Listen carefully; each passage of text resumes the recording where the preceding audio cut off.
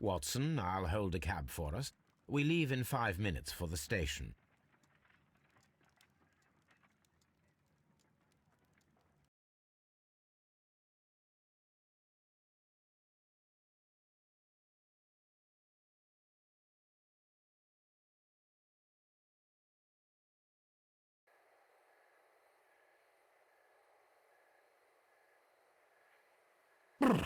What a gloomy night. It was warmer inside the waiting hall. Since the station master told us that the train is about to arrive, we should not have to wait very much longer. Yes, at last. Attention! The train is arriving at the station. Please stand well away from the platform edge.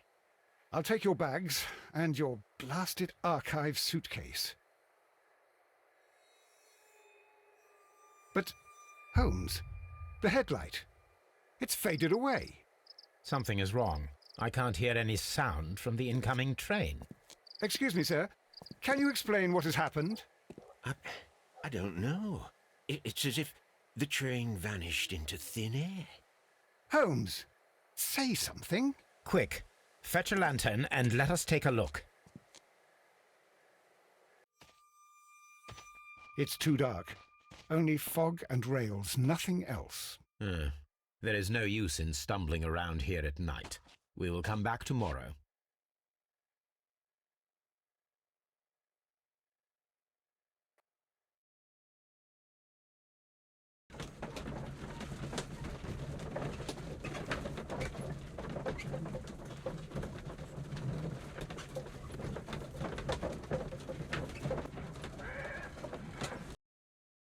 Well, here we are again at Evesham Station.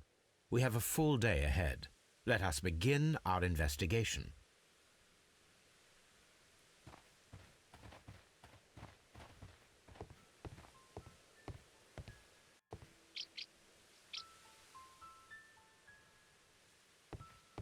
First of all, let us examine the area where the train disappeared.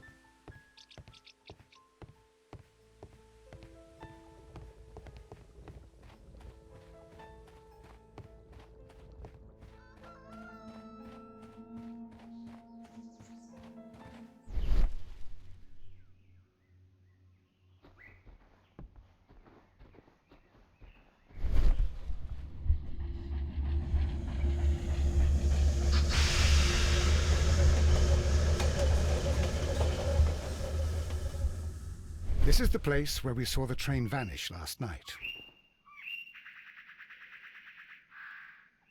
Railway sleepers. Nothing unusual. A discarded item, possibly thrown from the train. There are no tracks or footprints on the ground. Railway sleepers. Nothing unusual. The rails have not been touched. There's nothing unusual here.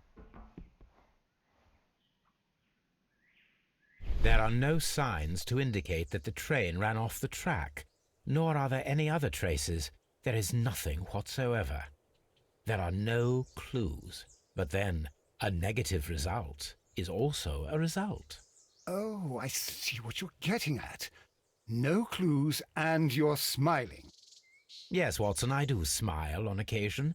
This mystery appears very promising. This investigation won't be simple. We shall require a map of the region. Perhaps the station master could lend us one.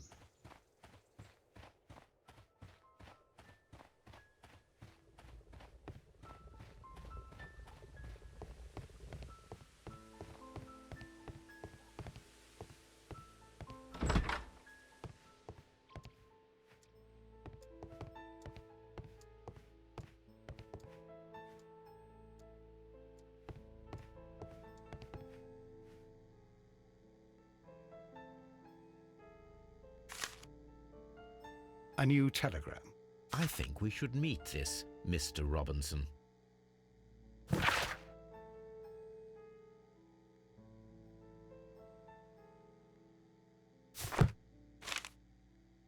Here is the train set.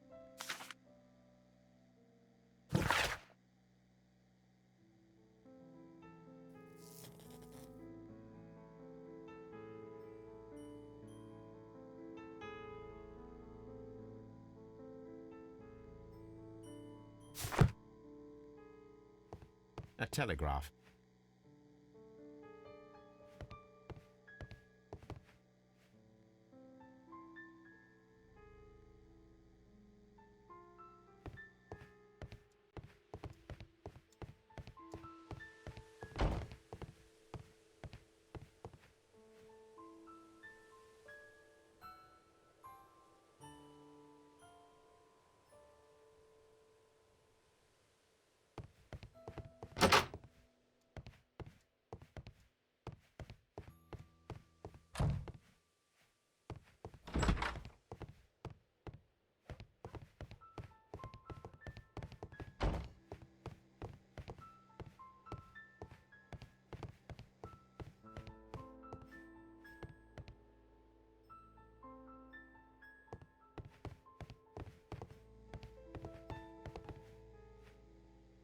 This map will be useful.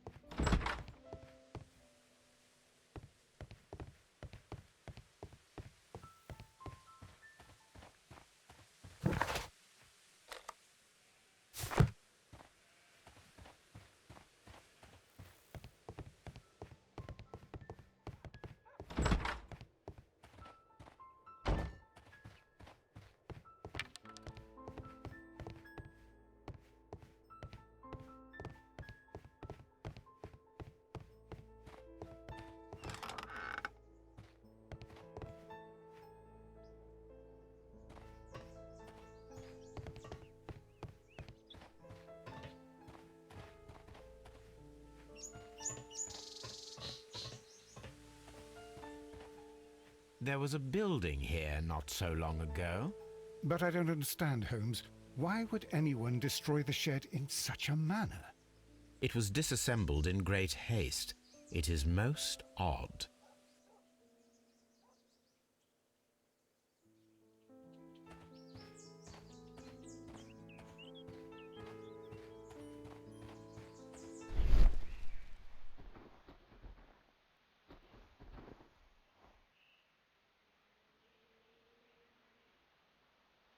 Traces. Let's take a closer look.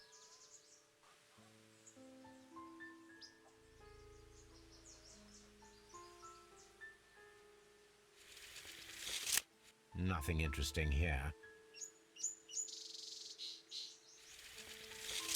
Nothing interesting. Nothing interesting. The distance between the tracks is about 6 feet 7 inches.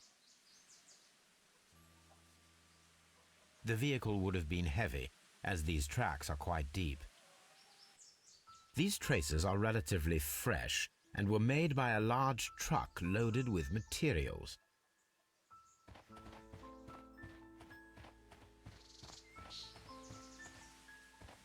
This road should lead to the town of Evesham.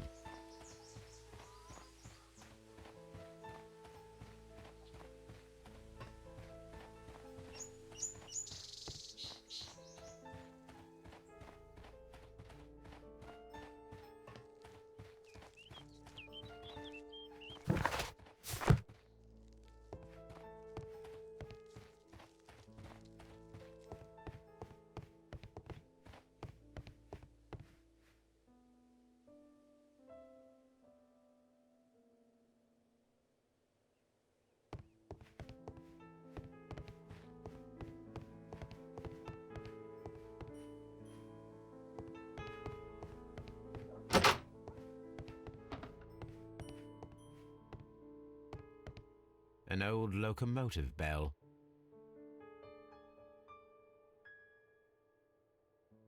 This part is probably from a locomotive. This place serves as a storage area for the station. This part is probably from a locomotive.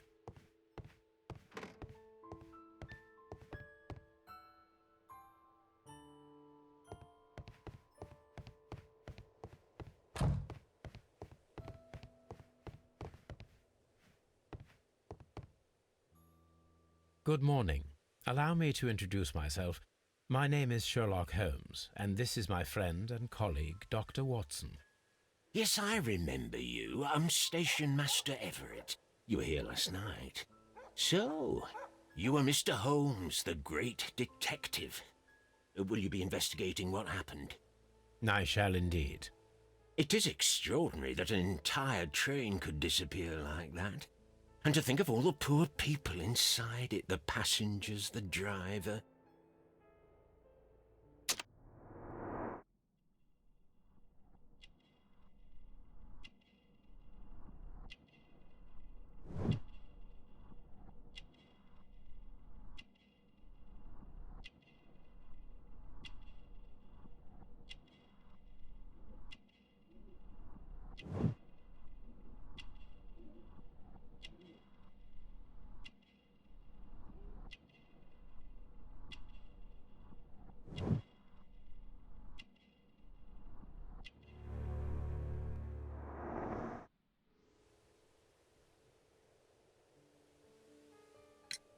Could you please give us any details about the train?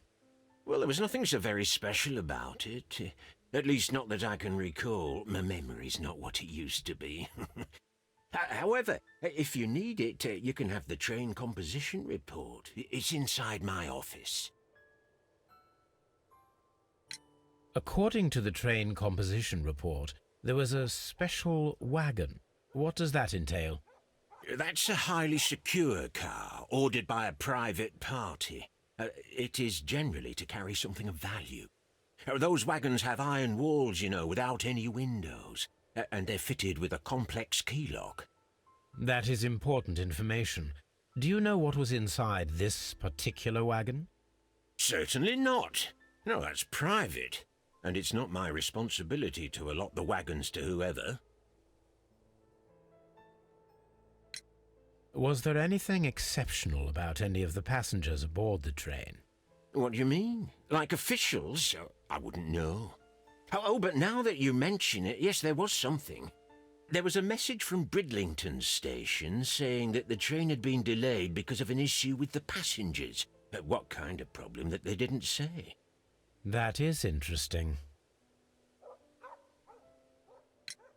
You mentioned a problem at Bridlington Station. I should like to visit this station. Could you mark it on the local map?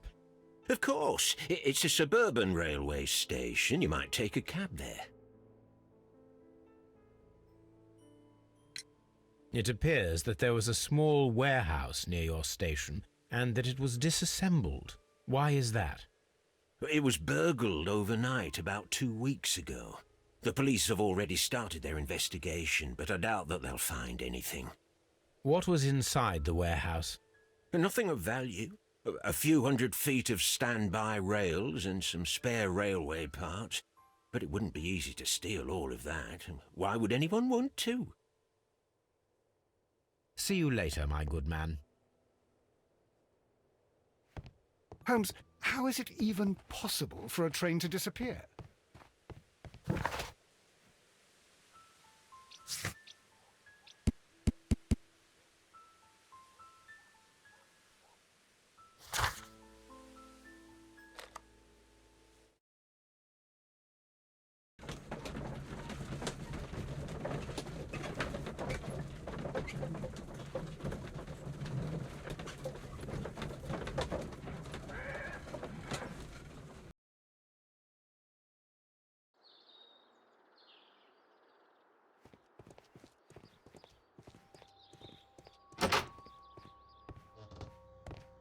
Railway post bags.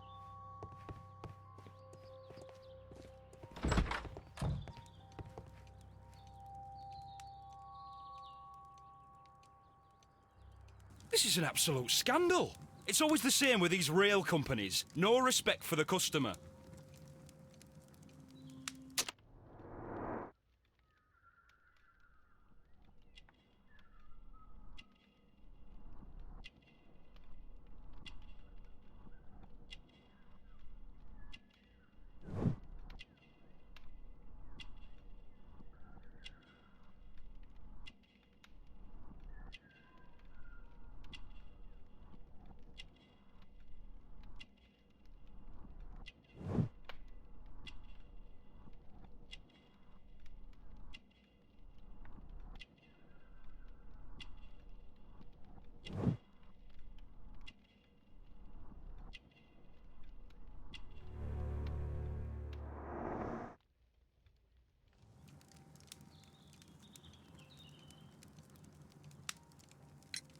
Please calm down, sir.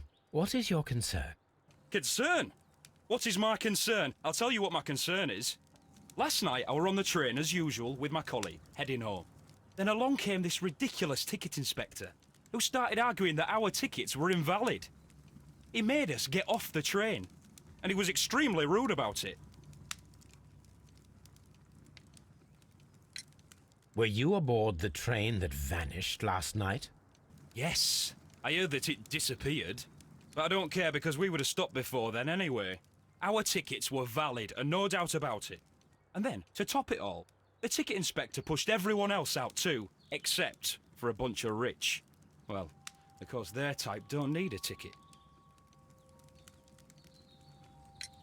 Can you recall anything more specific about this fortunate group?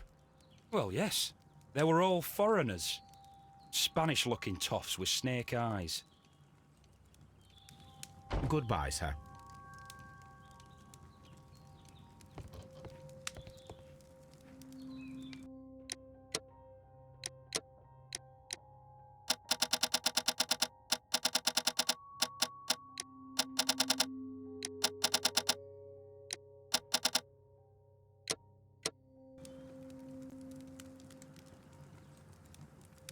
Good day to you, sir.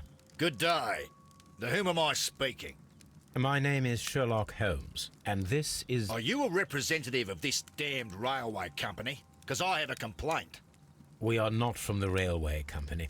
We are... Well, in that case, Mr. Shamrock Flomes, please excuse me, but I'm not in the mood for idle chit-chat at the moment.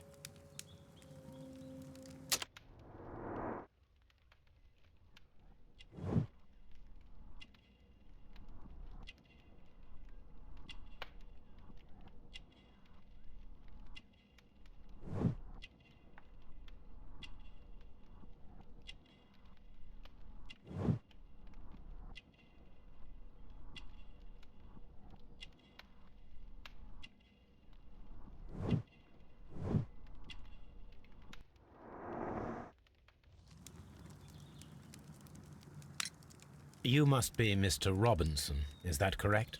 Yes? I am leading the investigation of the disappearing train. It would help if you could answer my questions. Ah, well, all right. I have nothing to hide.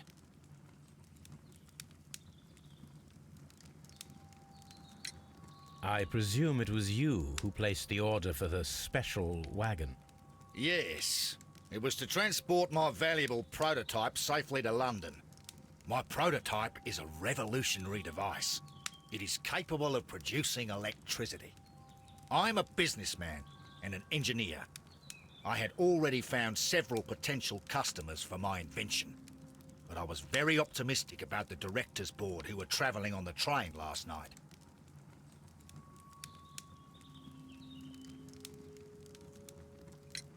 You mentioned a director's board. Which company do they own? The Chilean Barcazes Company. I had made an appointment with them. Now they are lost, along with the train and my prototype. What do you know about the Barcazes Company? It's a large South American company. They showed a great deal of interest in my prototype, and they seemed wealthy enough to do business with. This revolutionary machine of yours, was it very valuable? For God's sake, sir, it is priceless. It could change the world we live in, and yet I was selling it for almost nothing. I am a humanitarian, you see. I do not know if I will ever be able to get over this disaster. I cannot believe that it disappeared with that damned train.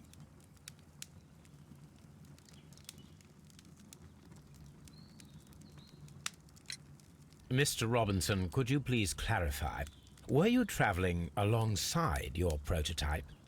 Yes, I was. But I had to step off the train. And all because of this stupid station master. I received a telegram declaring that an important person, a Mr. Bromsby, wished to see you in the waiting room. I merely informed you of this. Mr. Bromsby is a wealthy gentleman. His interest in my invention was truly unexpected. So yes, of course, I agreed to see him. Unfortunately, he wasn't there. I thought perhaps he might have been delayed. so I chose to wait a while. But despite my requests, the train left the station without me. Absolutely unacceptable. The timetable is strict. We cannot wait any longer. The regulations require the train to be on time. You are an idiot. You will pay for it. I will sue you. The ticket inspector forced all the passengers from the train except for the directors of the Barcazes Chilean Company.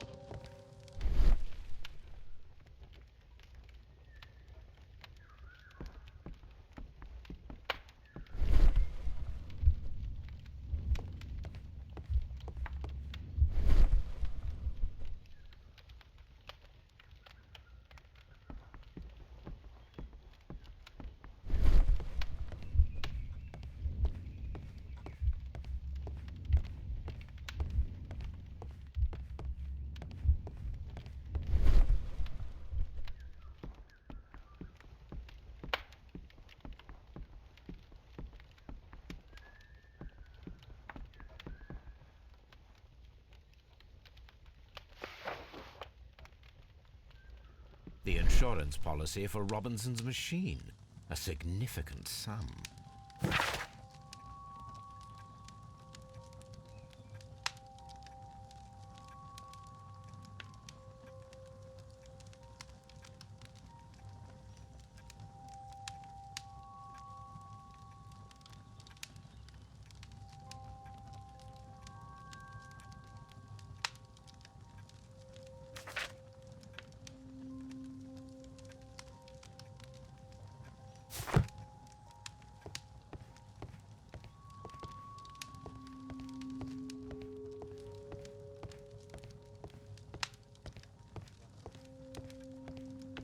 A telegraph.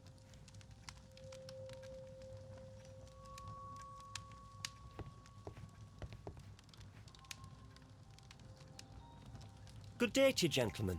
How may I help you? Good day to you, sir. My name is Sherlock Holmes. I am investigating the unfortunate disappearance of last night's train. I see. I'm Station Master Bertram, but my supervisor has not informed me about this. I do not know if... Do not worry. I have only a few questions.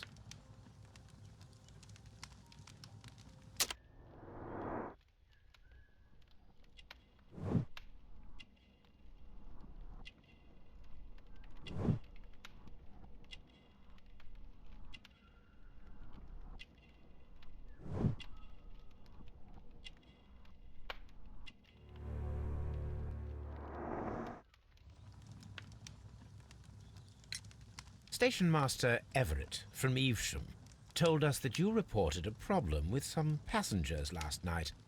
Indeed. This train is a regular line for those who work at Nottingham. But yesterday, everyone was asked to get off the train here at my station. I've no idea why, and it delayed the train. But the worst of it is that now I have to deal with two furious passengers who are complaining about the company's service. They stayed here the whole night. But people do not usually pay much attention to the regulations, you see. There are very strict and clear rules. Paragraph 234 of Article 2G-43 states that in the event of a complaint, you must... Yes, thank you. I understand. Apart from the passengers disembarking, did you notice anything else that was unusual last night? I did. And I mentioned it in my report to our higher management on the matter. What was it? Sorry, but I can't tell you. The station master's reports are confidential. Confidential, you say? How long have you been working here? I've worked here long enough to be quite capable of managing a railway station.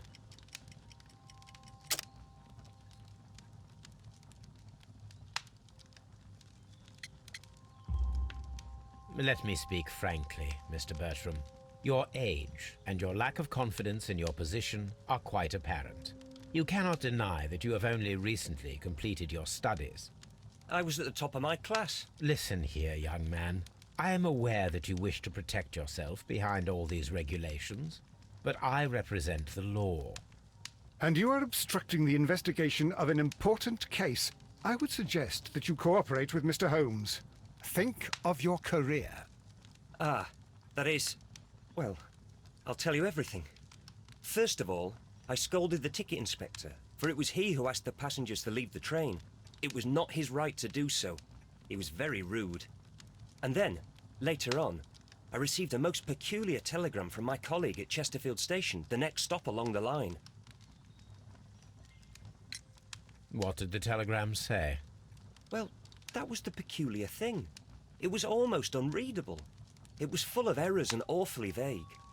It was hard to understand if the train had correctly passed that station or not. You can read it for yourself. We ought to visit Chesterfield Station. We need to confirm if the station master saw the train or not.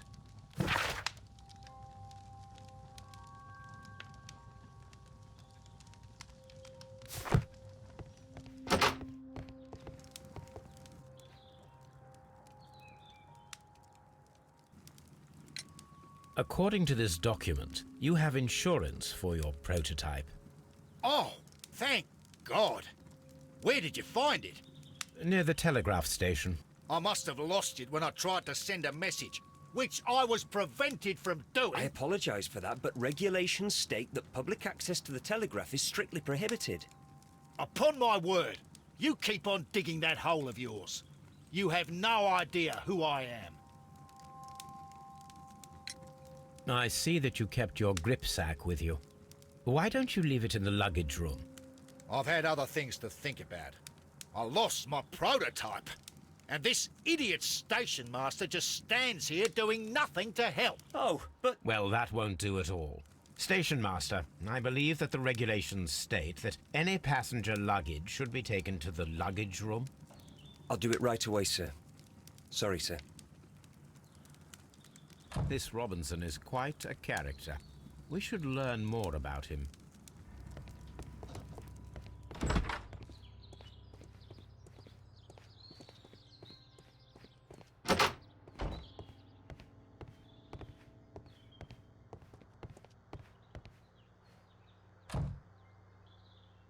This gripsack belongs to Mr. Robinson. I think we should open it, Holmes. This is what they call force majeure. I'll keep watch. Of course.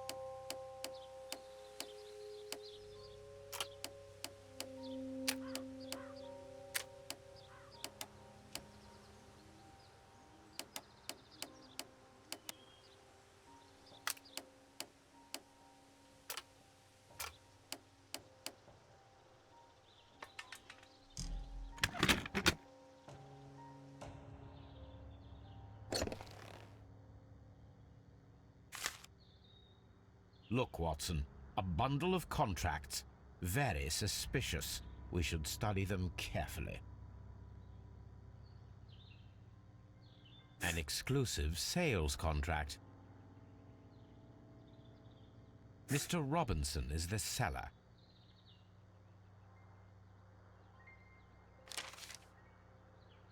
Yet another exclusive sale. Mr. Robinson is the seller. Mr. Robinson is the seller. Yet another exclusive sales contract. Yet another exclusive. Mr. Robinson is the seller. Well, it is very clear that this Mr. Robinson received prepayments from various people for his machine.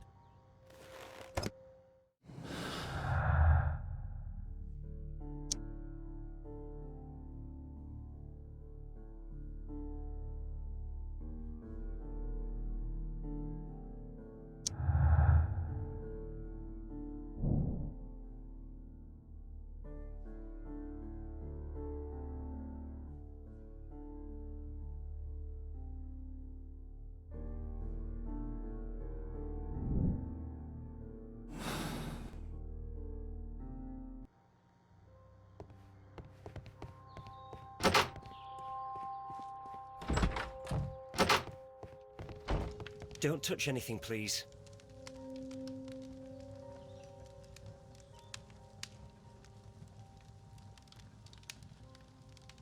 Don't touch anything, please.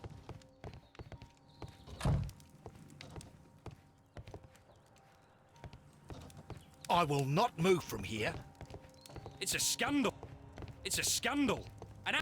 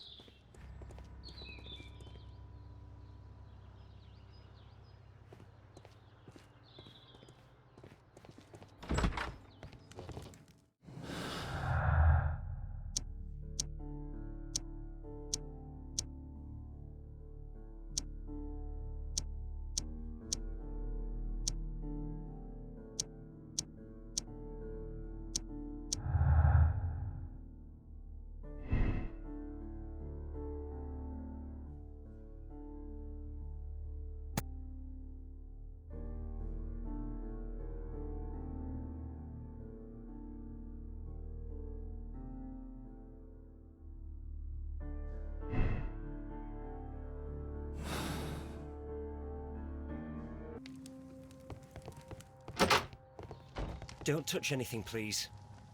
Don't touch anything, please.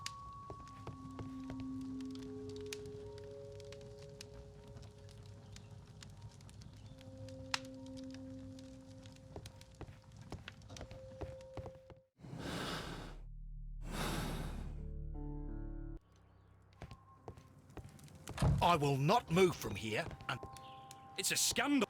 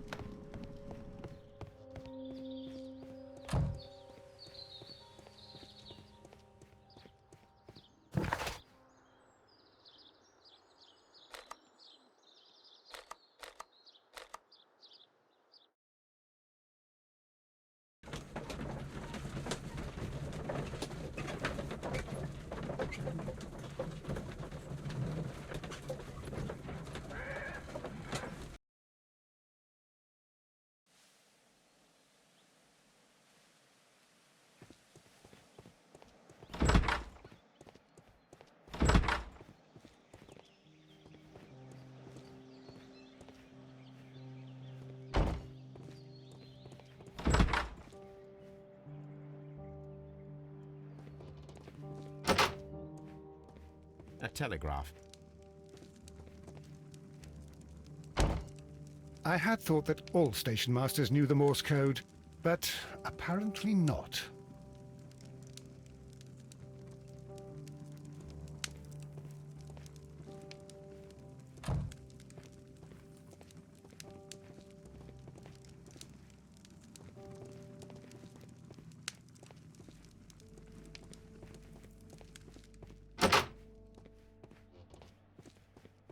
This bin is full of empty bottles.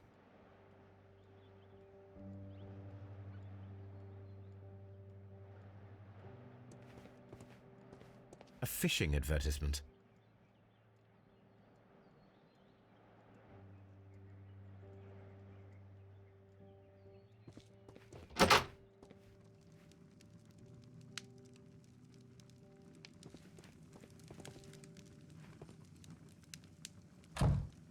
How could he fall asleep at work like this?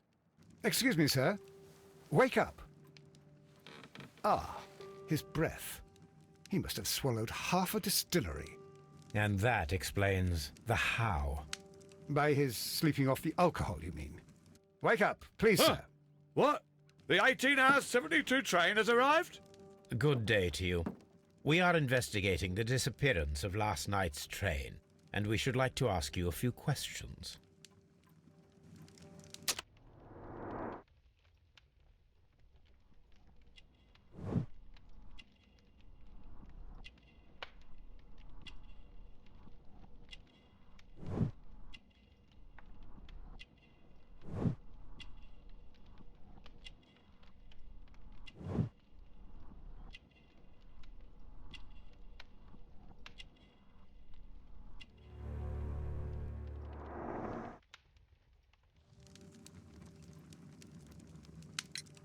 Were there any passengers who got off that particular train at your station last night? No, nobody, it seems to me. Although I did not leave my office, so...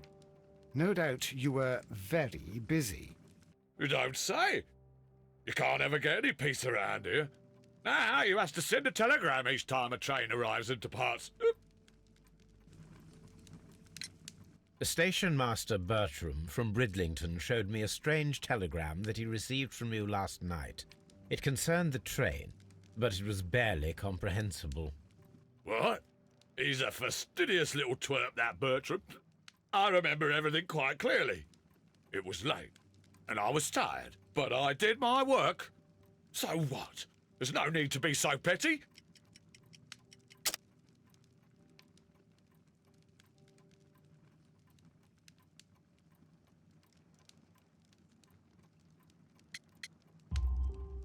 You were not tired, you were inebriated.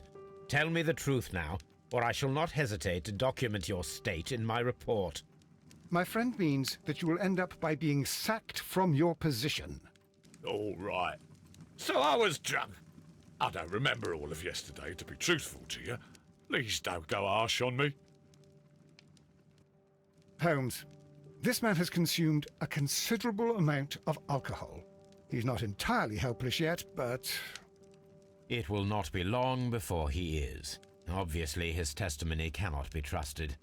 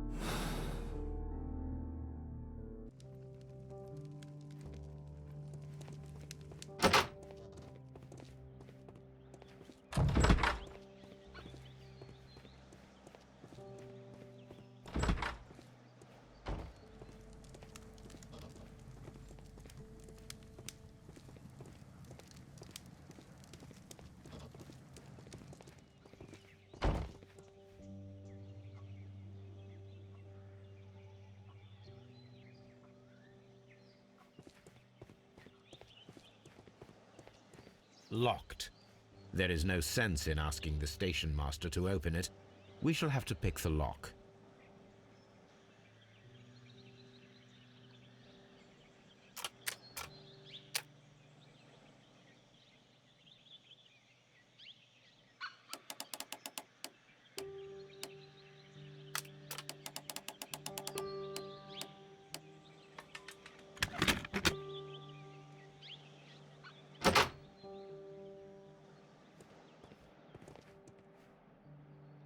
These tools were used quite recently. They are still muddy. We should ask about them.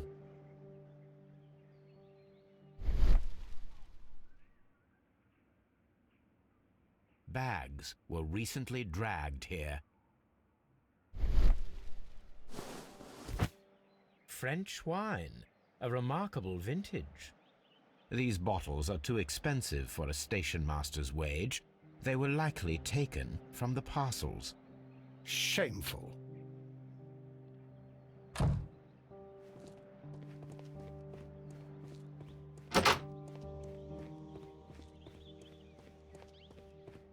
Railway post bags.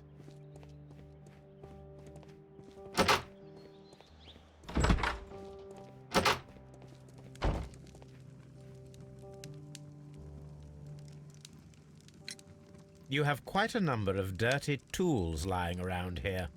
Ah, yes. Well, thank you for reminding me. I should clean them. Although, might be easier to put them outside. Seems it might start raining soon. I meant, what were they used for? Some workers come here and borrowed them from me. They wanted to lift the edge of the railway to one of the stations on the line, so that the water wouldn't come in too close. Who were these workers?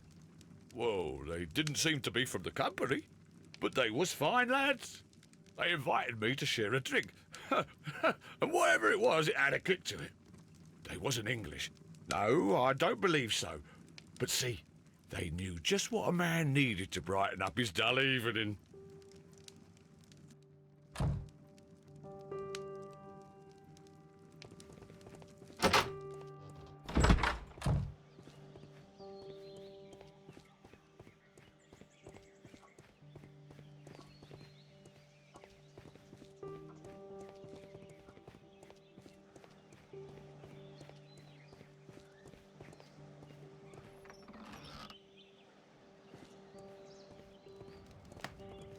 A handcar wheelbase.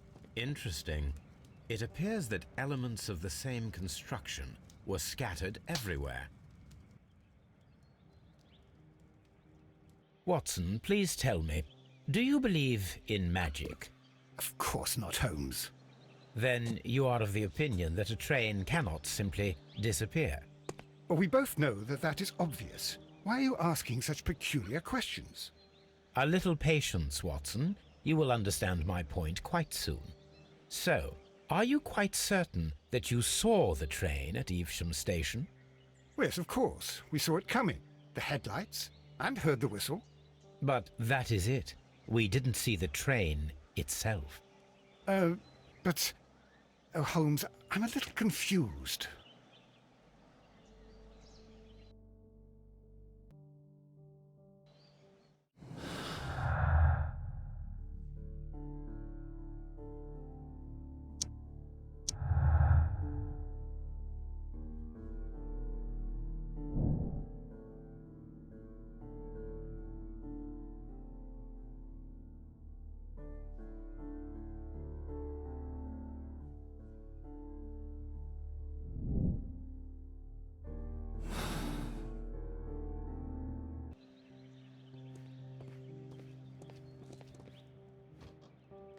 I should use the appropriate object here. I should use... I should...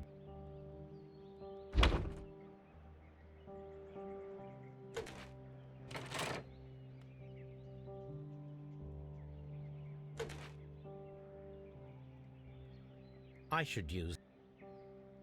I should... I should... I should use...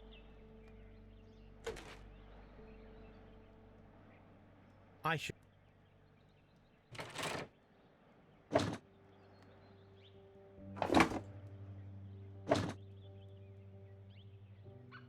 I should... I should use...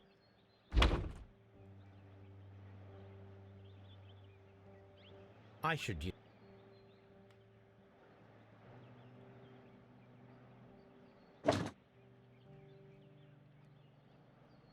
I should... I...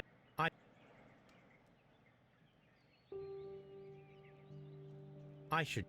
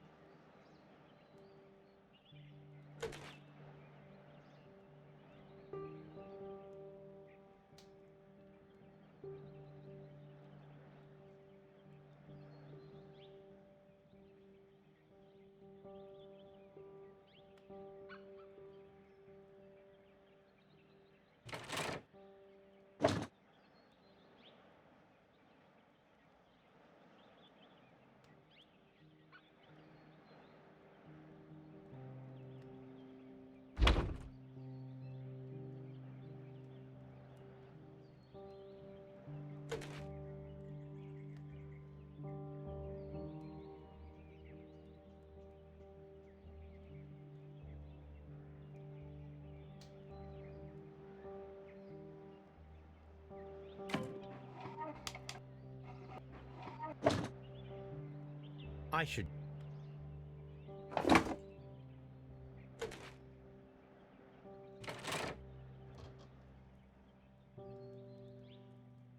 So, now here we have the fake train that we saw approaching Evesham Station last night. Doesn't look much like a train to me. Be patient, Watson, I haven't finished yet. Try using your imagination. Our train requires only a headlight and a steam whistle.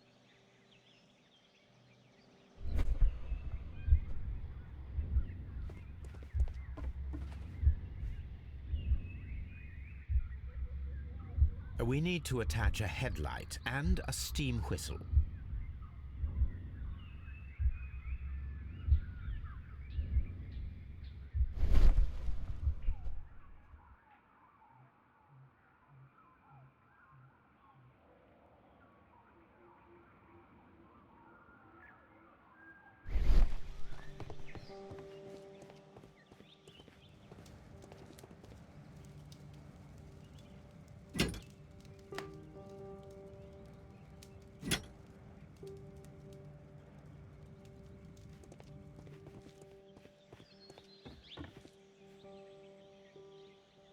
The steam whistle is now connected. Holmes, what can we do to make the steam whistle work? It is elementary, my dear Watson. We shall need a fire extinguisher.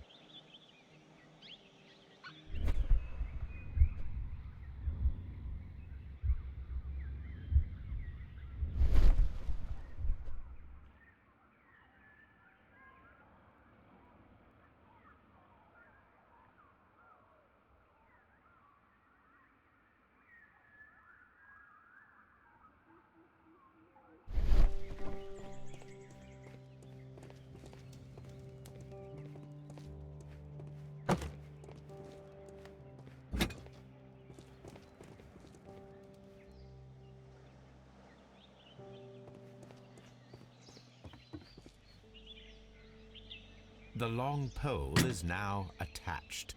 It will allow us to connect the headlight. The headlight is attached. The fire extinguisher. Now let us see what we have here. First of all, let us pump the pressure inside the extinguisher. The steam whistle is ready to be used.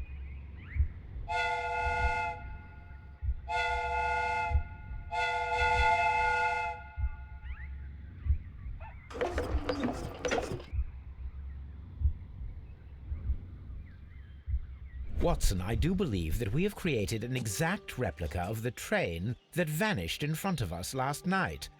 The criminal mind can be most inventive. I am somewhat in awe. So such a thing is possible. If someone went to all the trouble of creating this fake train, then it was surely with the intention of stealing the real one. Ah, Watson, you should not jump to conclusions. In fact, this does not tell us very much at all, except that the train did not evaporate into thin air. Although you half suspected it. At any rate, we now need to find where the real train might be hidden. I suggest we use my archives to find a more detailed map of our surroundings. Well, I hope that justifies our having to load your massive archive suitcase onto the cab. It made us extremely unpopular with our driver.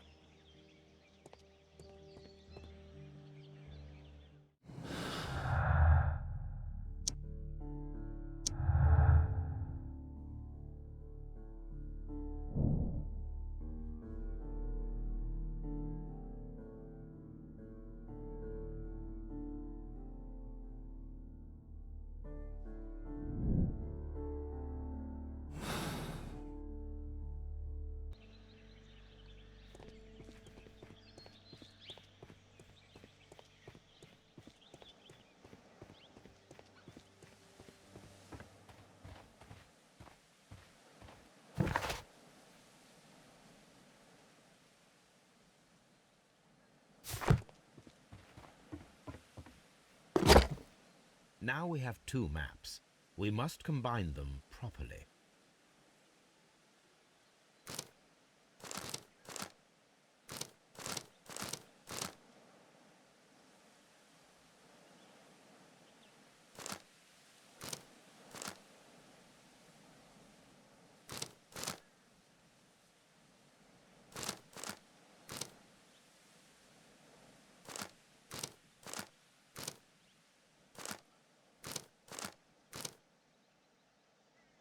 Here it is.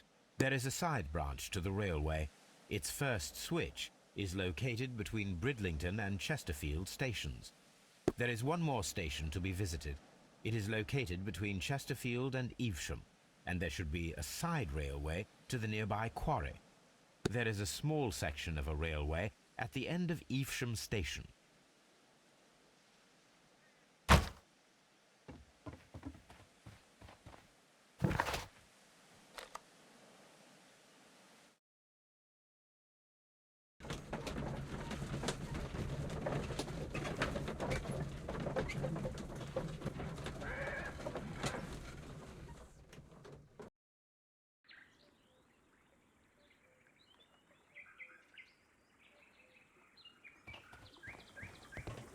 The switch is rusted, but it still works.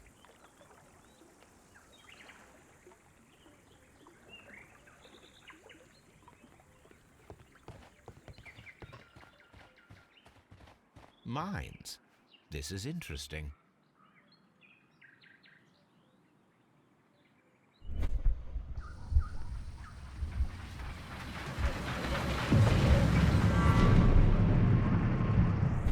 It would be quite possible for someone to redirect the train towards the mines.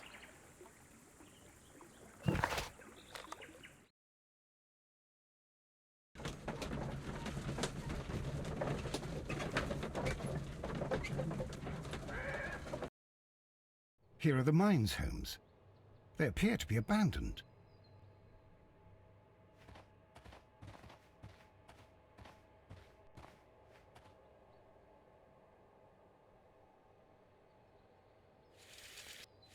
The distance between the tracks is about 4 feet 8 inches.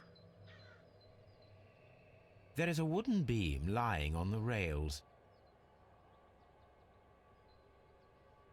A lightly loaded vehicle came this way. A small vehicle with wooden beams went down this way.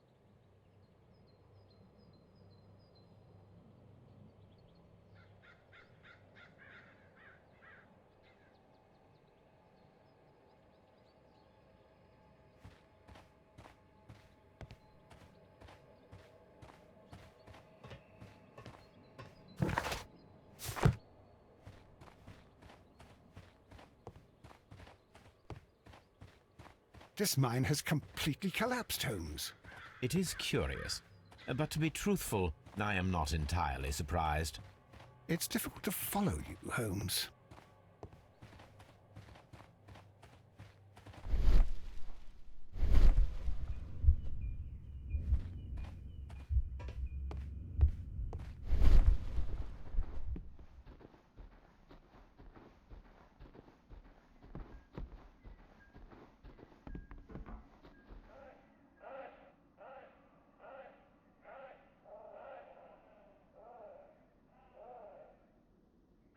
Someone removed these screws, most probably to take down the rails. A few feet of the rails have been dismantled.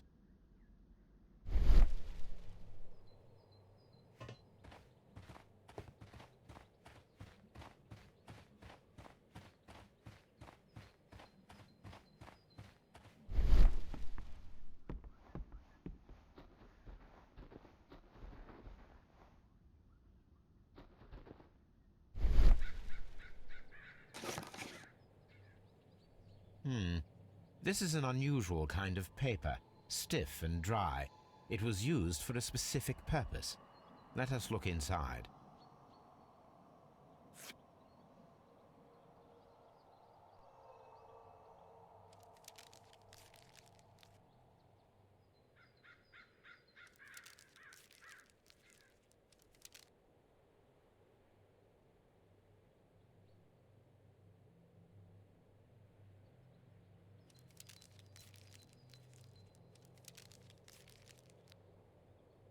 Sawdust.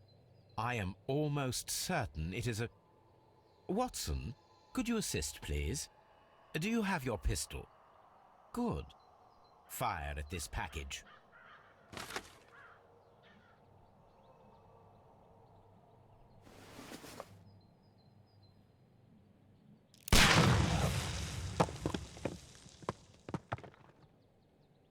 Dynamite.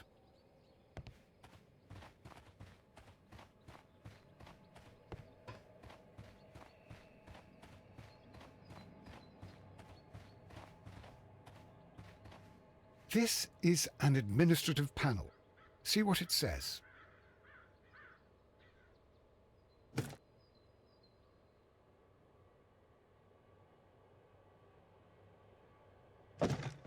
Watson, you are a gentleman, and gentlemen tend to carry handkerchiefs. Might I borrow yours? And where is your own? I haven't the faintest idea. Very well. Here it is.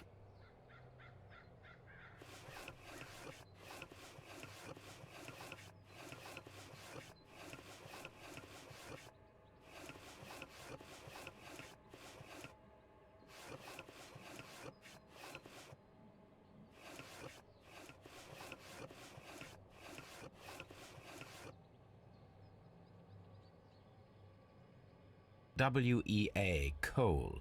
These mines belong to them.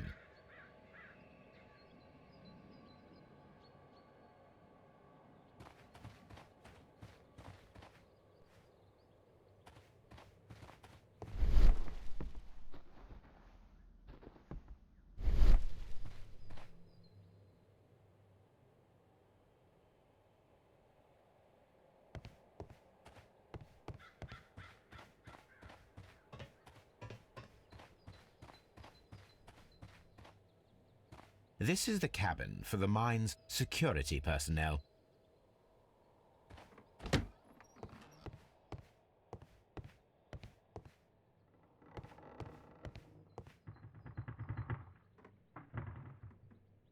This box must be the safe.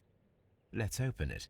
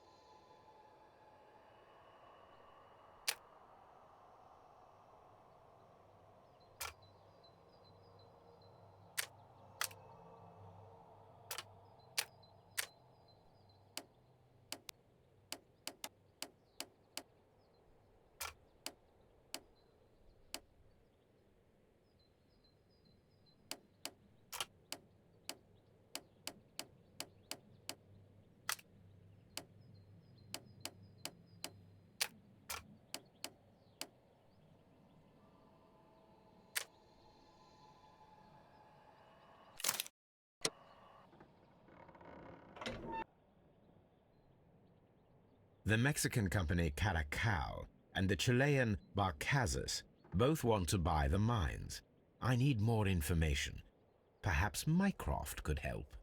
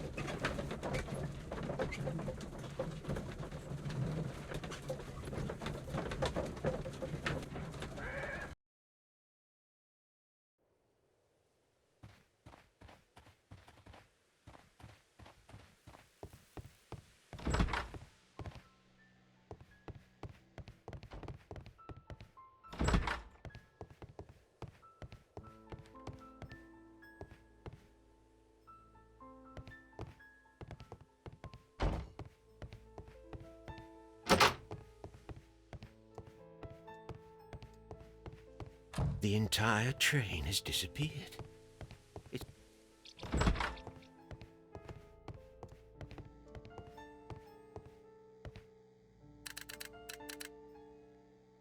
I asked Mycroft to find out some information on the WEA Coal Company. Here is his reply, and it is an interesting one.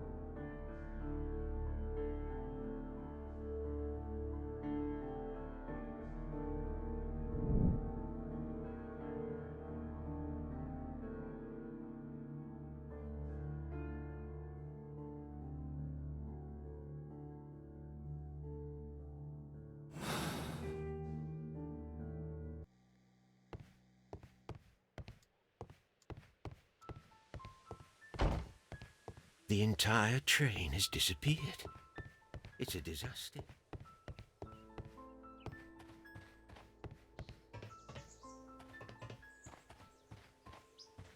But I...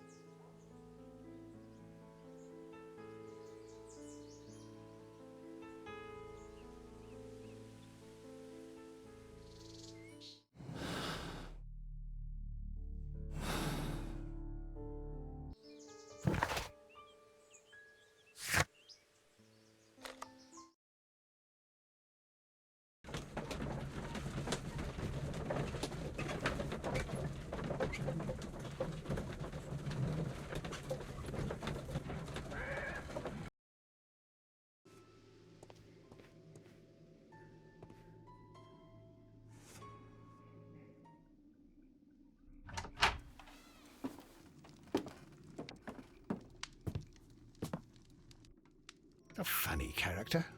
He looks anxious. And he is not an Englishman.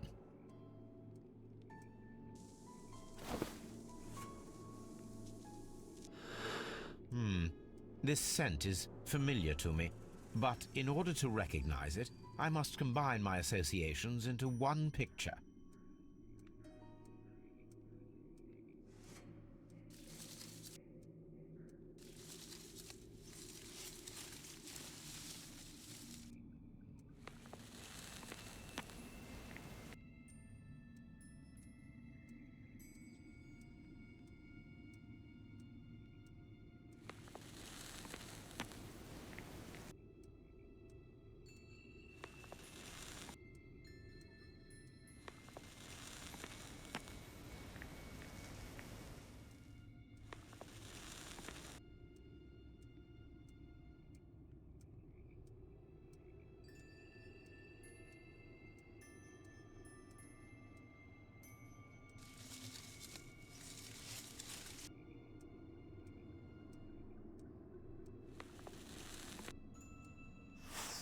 A greenish-brown cigar with a strong aroma, a hint of peppermint.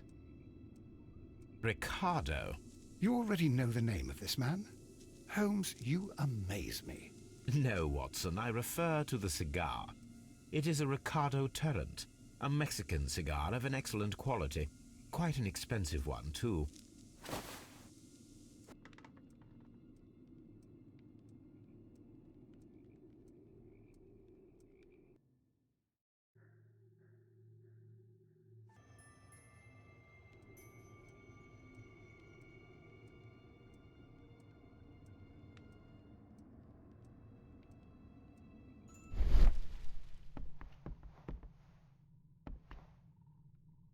This ashtray is full of ash and cigar stubs. A greenish-brown cigar with a strong aroma, a hint of peppermint. These ashes and cigar stubs are similar to the one that we found on the floor. Some of the stubs were recently smoked. There are others that appear fairly old. That means that the fellow spent several days here. Judging by his clothes, he's hardly a traveller or a tramp. Well concluded, my dear fellow. A man who smoked the Ricardo brand of Mexican cigar spent several long days at Doncaster Station. Apparently, there was a conflict between the Mexicans and the Chileans. This ashtray is full of ash and cigar stubs.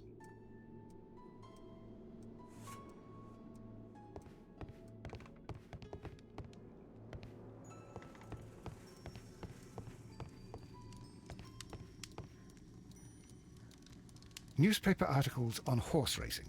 Hurdle, steeplechase and flat racing He is a true enthusiast, Holmes. Betting slips for horse racing. The sums are quite impressive. It can be an expensive vice. This man had probably used all his savings.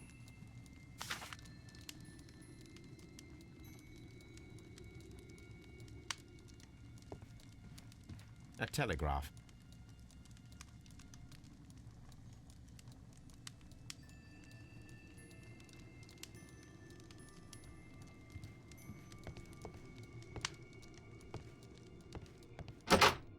Holmes, look. There's a flooded area over here. I believe that the flooded area might be worth checking.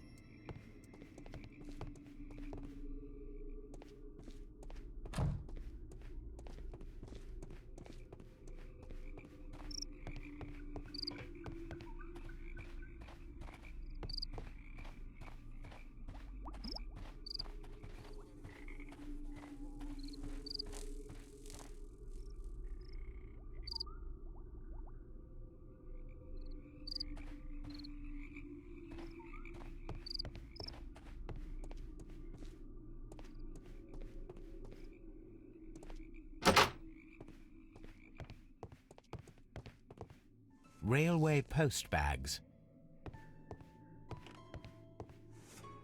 This post bag belongs to the station master.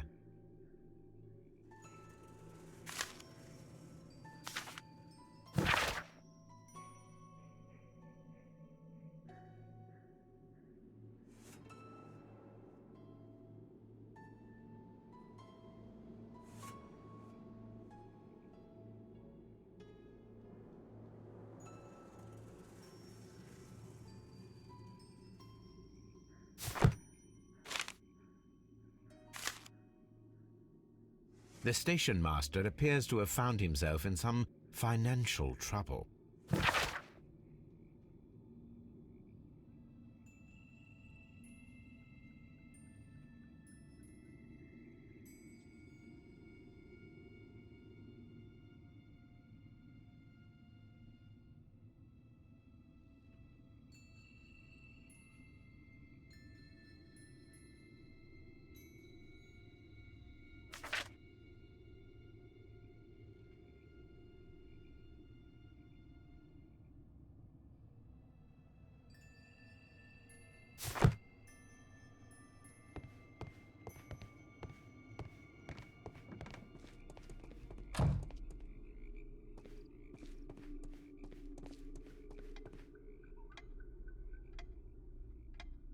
Good day to you, sir.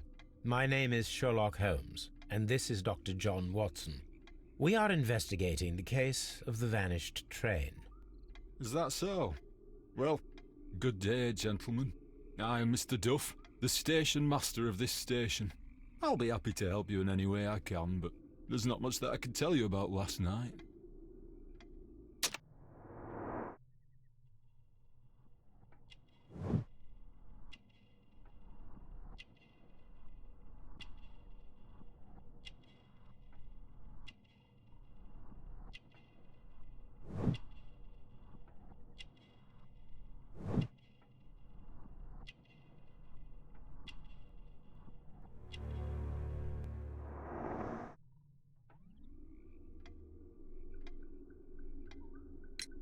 It appears that you may be at risk of some flooding along the line here.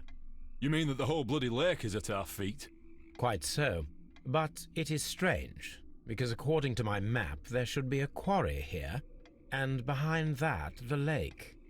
How should I know? I only arrived here a few months ago. And where did you work before that? I was working in Nottingham, but I asked for a quieter place, so they transferred me here. Life is cheaper. I can't really complain. Did any passengers leave or board the train last night? No. I saw no one as usual. I reported the train's passage by telegraph, just the same as all the other nights. I observe that you are a gambling man, Mr. Duff. You had hoped that your relocation to this small town might have helped ease your addiction, but it was not to be. I beg your pardon? Addiction to what?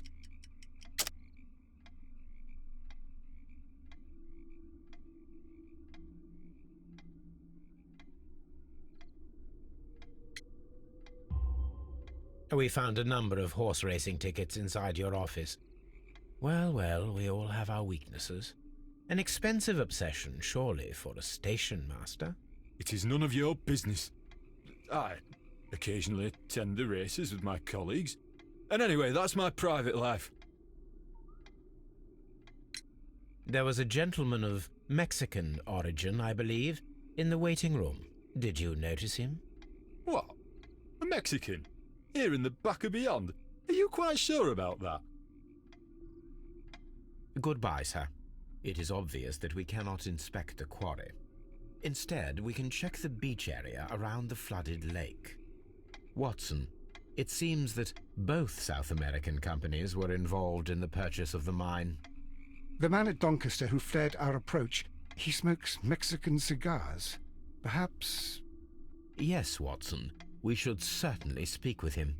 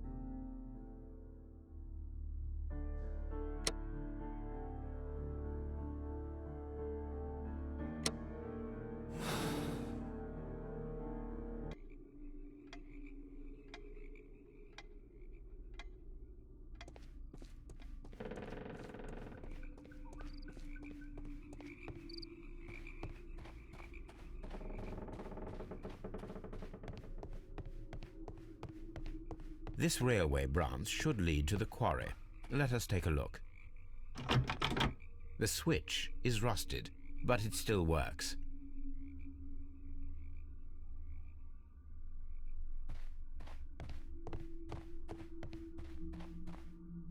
The rail is rusted and looks old, but the railway is still usable.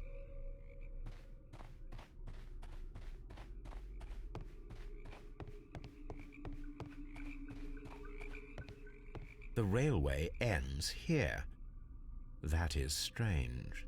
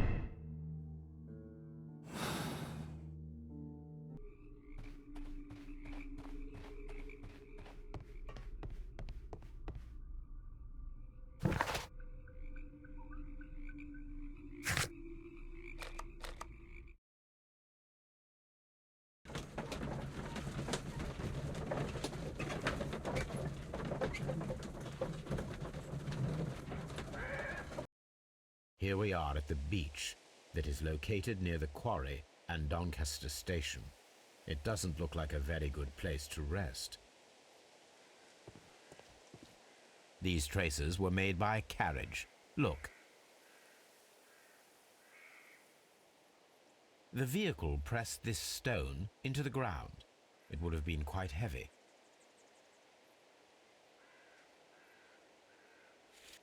Nothing interesting. Nothing interesting here. The distance between the tracks is about 6 feet 7 inches. The vehicle would have been heavy, as these tracks are quite deep. These traces are relatively fresh and were made by a large truck loaded with materials. The traces found at the disassembled shed near Evesham and at the lake were from the same vehicle.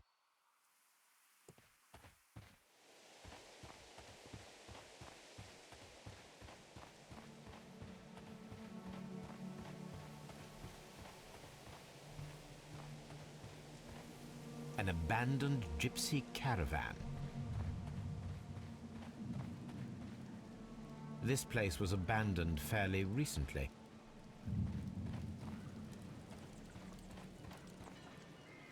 Observing the coastline and the moored boats, we are able to see that the lake's water level dropped. The lake has flooded the quarry. The dam was probably breached.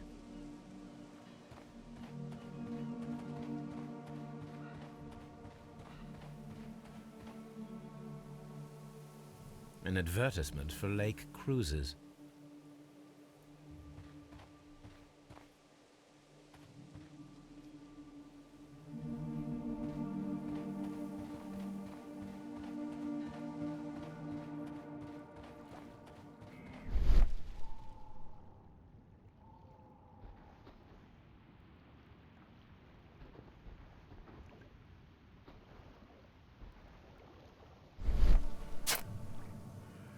A label with the name Las Zarpas.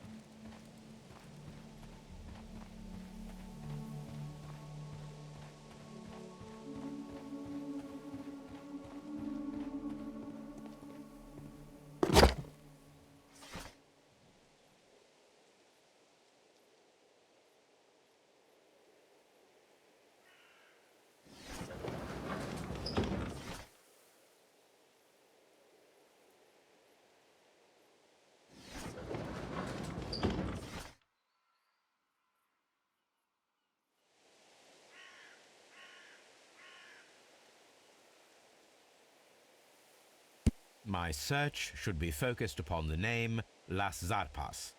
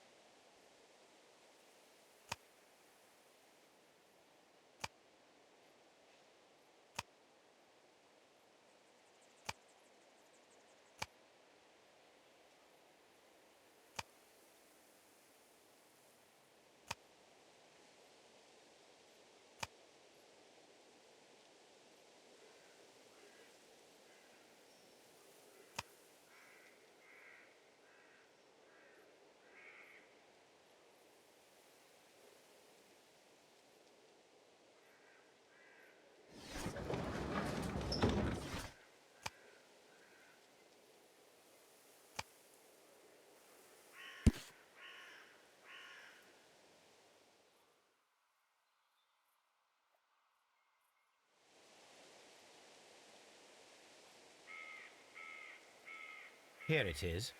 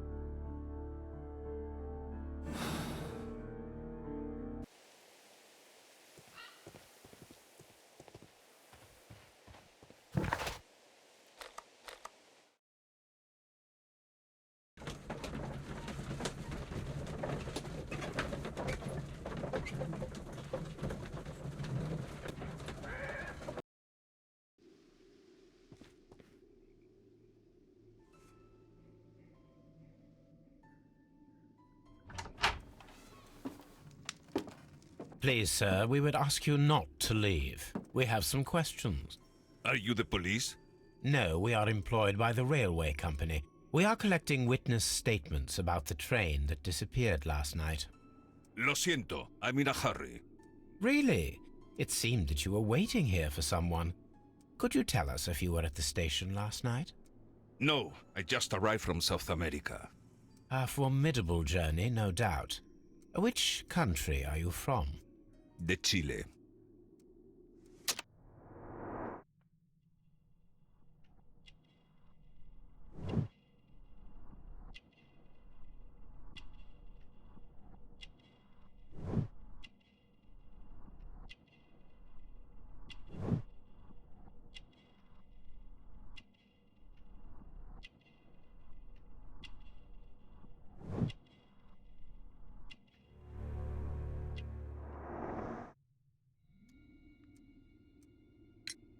Chile? But you are Mexican. No, you are wrong. Why would you think I'm Mexican? Because of your cigars. Sí, cigarrillos. So what? Those cigars are the Ricardo brand, from Mexico. It is quite impossible to find them anywhere but there. Pero not your business. I don't suppose that you are on vacation. What business brought you here? I was to meet my fellow compañeros. Where did you arrive yesterday? They were on that damn train.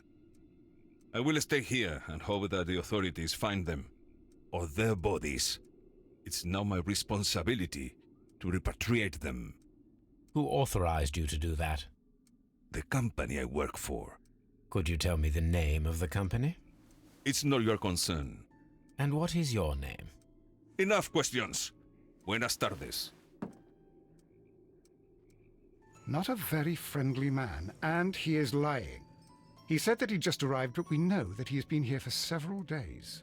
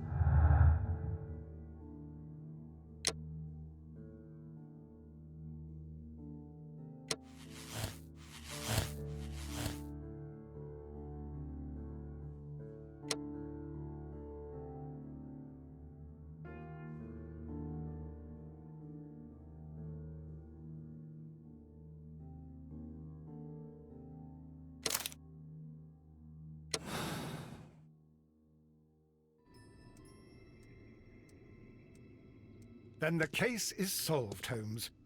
What do you intend to do?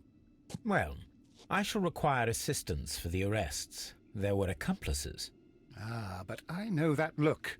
You have your own ideas. What are they, Holmes? On the one hand, we have the local constabulary and advice from our friend Lestrade. The problem we have there is that the authorities seem to be incapable of acting quietly. They rely on brute force. It could result in an international scandal. Our other option is Brother Mycroft and his tedious political games. He will locate the guilty parties without any trouble, but it will be a long and drawn-out process, and possibly with some compromise that will be to Mycroft's benefit. But I think I'd prefer to give Mycroft a chance. We should overlook our personal differences on this occasion. Let us go home, then. I'd like to begin writing a draft of this story.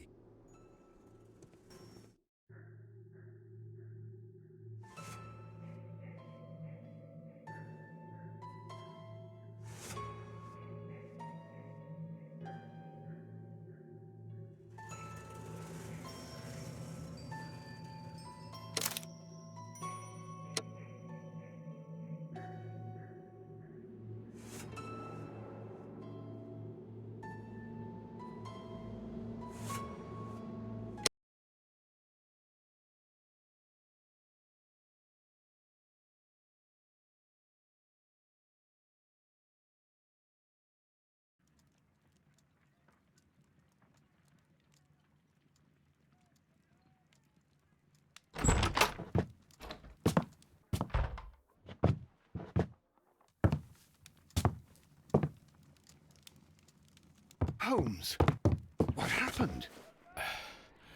I feel deathly. And you look it. Let me examine you. Please don't tell me that you've returned to your old habits.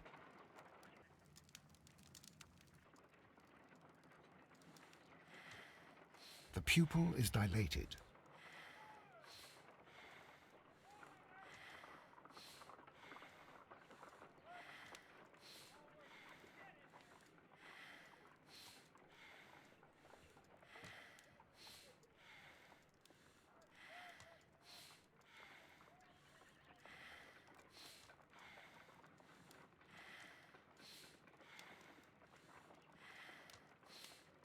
The pupil is dilated.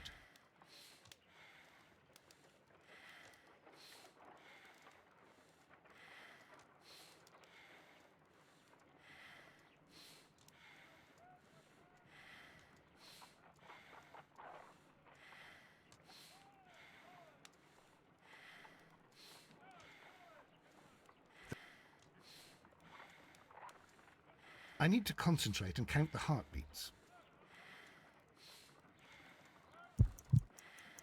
I need to concentrate and count the heartbeats.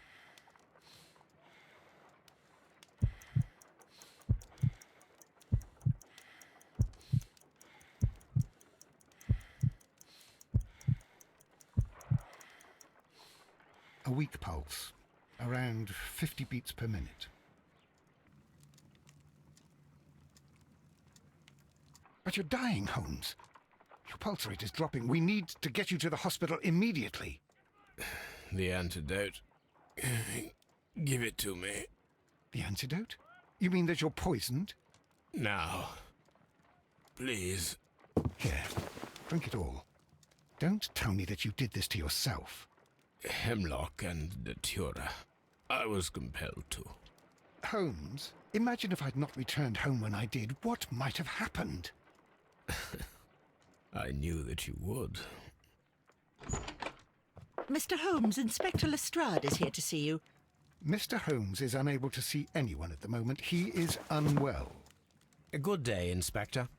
Ah, Mr. Holmes. I'm glad to find you here. I need your help. This is a strange one.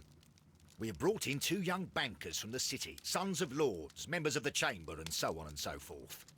They were found stranded in a rowing boat that was drifting on the Thames. A romantic escapade with an unhappy ending, Lestrade. What? Well, yes, they were both in the bath, but, what? As I said. And they were tied together. You are lacking in imagination, Inspector. Well, no, I'm not. Anyway, there was a banner flapping about in the boat with the RMS Oceanic printed on it and signed by the Merry Men. The Oceanic? Isn't that the largest steamer ever built? Yes. And these two young banker chaps are sons of the owners of the White Star Line, the company that built it. There are rumours of corruption. I'm not interested in politics, Lestrade. I'll keep it then. Here's another one that's a bit more complex and maybe to your liking. It's a murder, but we're unable to find any weapon. We haven't touched anything. It's at the Roman Baths in Strand Lane. A murder, a vanishing weapon, the Roman Baths. That's for us. Watson, fetch your hat.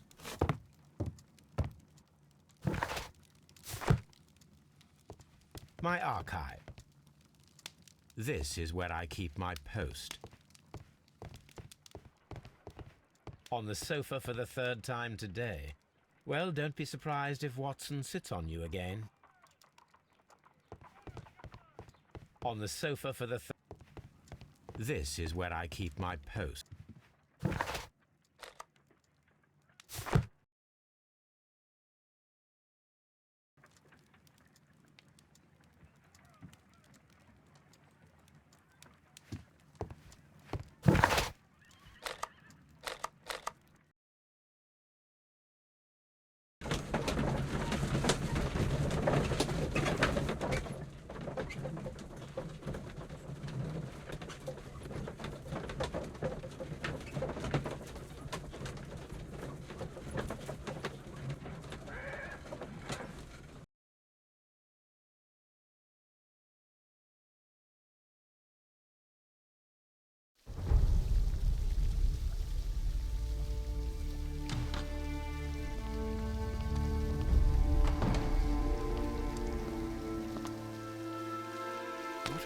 Beautiful place. With a dreadful murder. The body of Sir Rodney Bentcliffe is still in the steam room. It has not been touched, per your usual instructions, Mr. Holmes. I shall be waiting for you here, but please hurry. Are you able to identify the men who were with the victim in the steam room? Yes. The manager of the bath, Sir Gregory Pitkin, a lad from the City Council, Garrow, and an archaeologist by the name of Blinkhorn. I think the plump one, Garrow, did it. He doesn't seem right in the head. Well, we shall see. You found no murder weapon? No, and that's why I called you.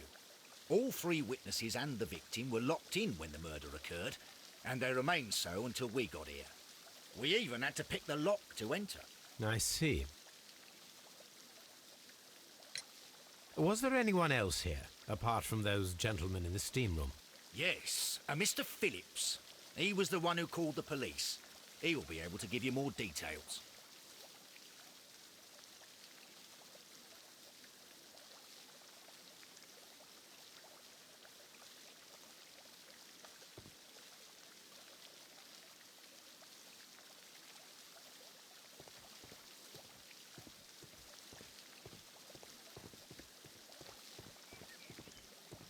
The steam room's on the other side, Mr. Holmes. Good day to you, Mr. Phillips. My name is Sherlock Holmes, and this is my colleague, Dr. Watson. Would you be so kind as to answer our questions? Certainly, sir.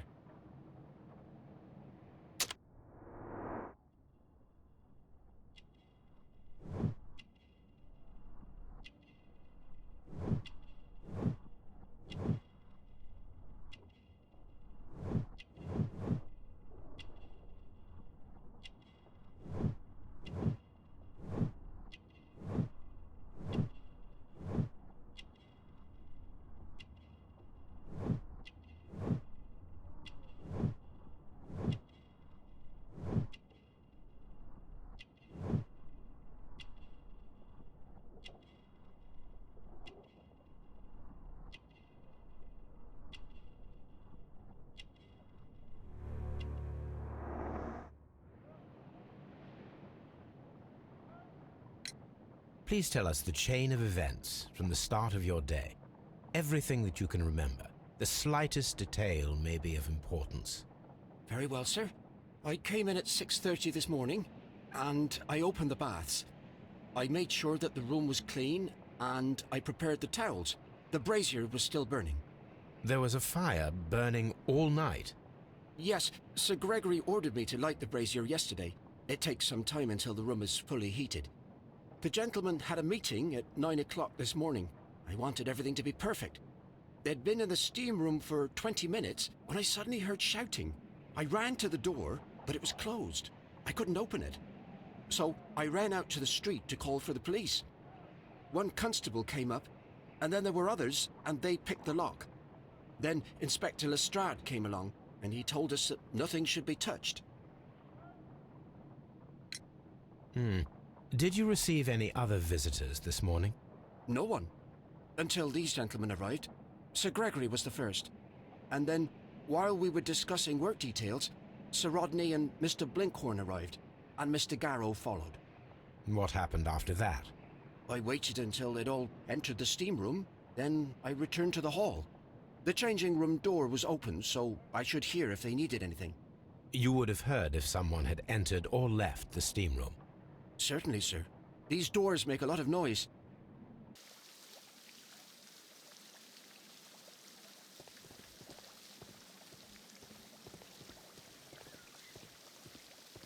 Frigidarium.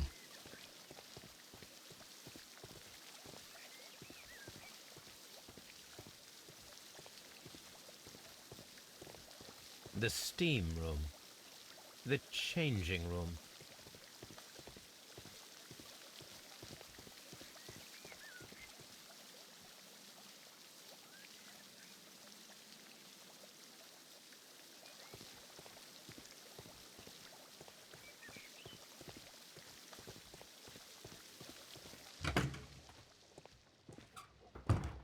These clothes belong to one of the suspects from the...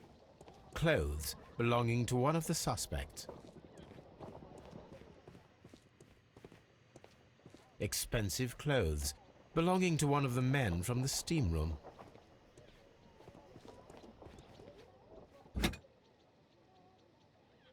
Unopened. It was intended to be enjoyed after the steam session. Champagne for a special occasion. An ice bucket to keep the champagne chilled.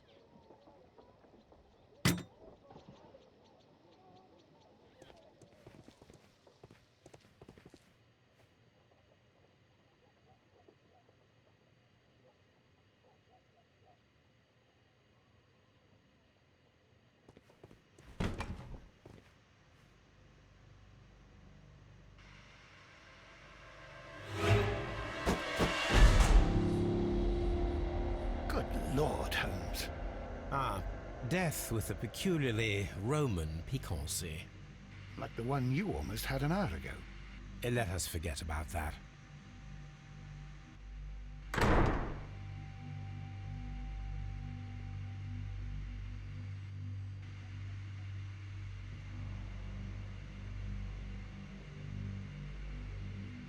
There was only one hit from the weapon. It pierced the right eye straight through to the brain. Death would have been instantaneous.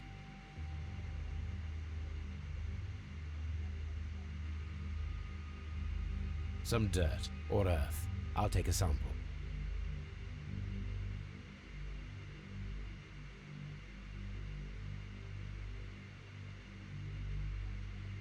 Look, Watson. He was wearing a ring. He very likely removed it before the steam session.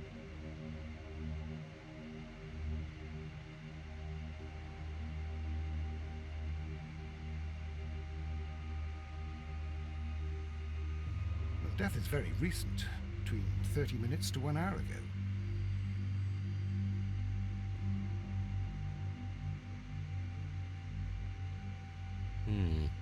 The wound should not have bled so profusely.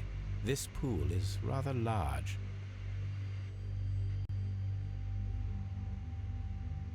I think we have found all that we can here, taking into consideration the abysmal lighting. Constable, we have finished with the body. We don't have many leads here. What concerns me is that we still have to find the murder weapon. Mr. Holmes? Please have the body removed without disturbing anything else in the room. All right, Mr. Holmes. I was wondering, Holmes, it's fairly reckless to carry out a murder inside a closed chamber. Why do you suppose they did it? There are a great many possibilities. The murderer was in a hurry. Or he is an artist. Or a ghost. Or he wanted to ensure that I'd be brought in on the case. Probably the latter. You are ridiculous. Do you know that?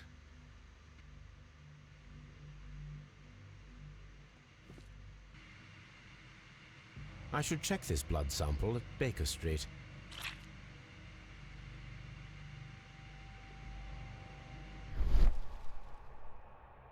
This key was covered in blood. I should ask Phillips about it.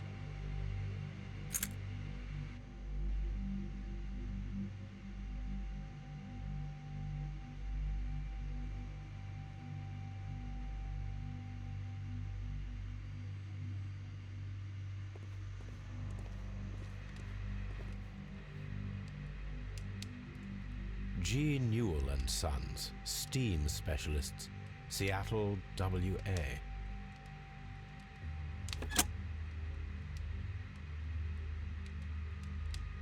With the steam on, I'm unable to see even a few feet away.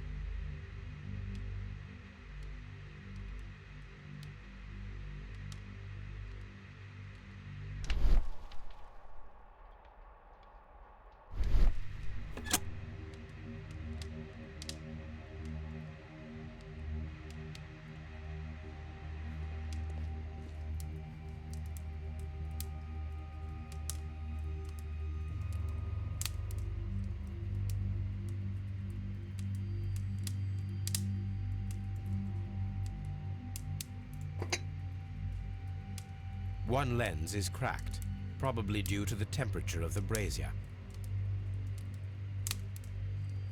These lenses are for myopia. The wearer is short-sighted.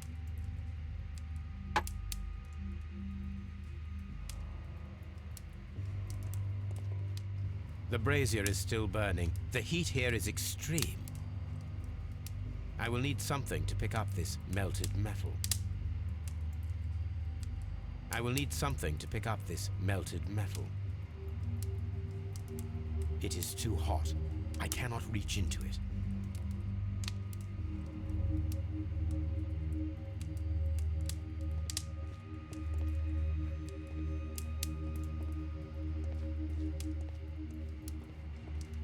The brazier is still burning. The heat here.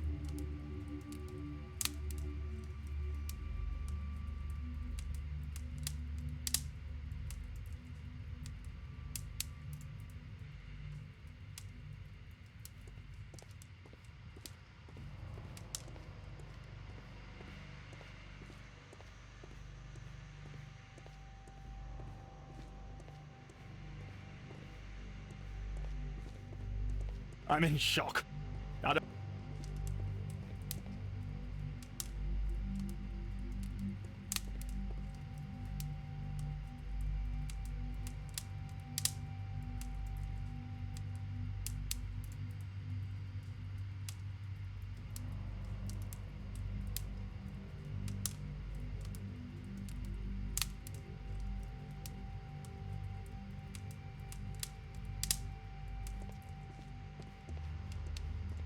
It's horrible.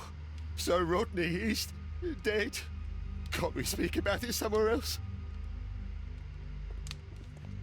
It's horrible. I can't talk at the moment.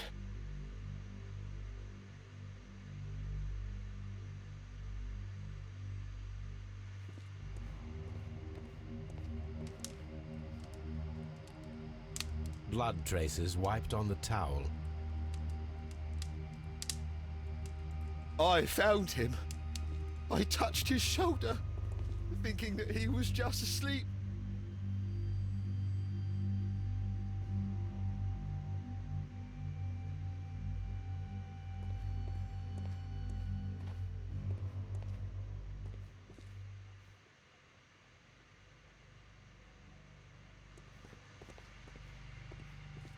If you have to interrogate me, I can't understand what happened.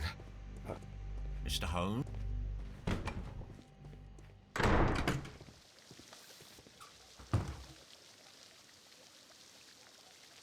Mr. Holmes, I should like to take the suspects to the yard. You can interrogate them there. Any objections? Please wait.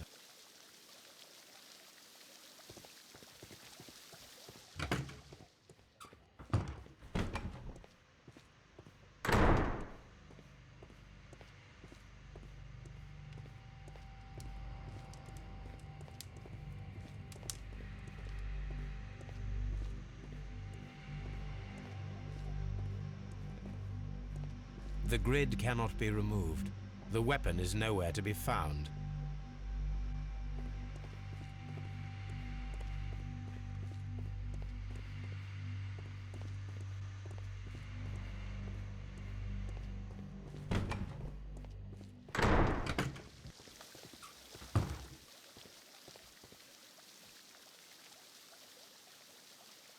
Mr. Holmes, I should like to take the...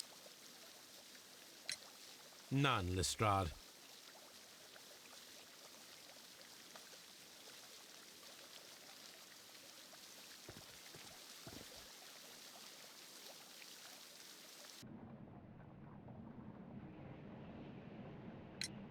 How many people have keys to the steam room?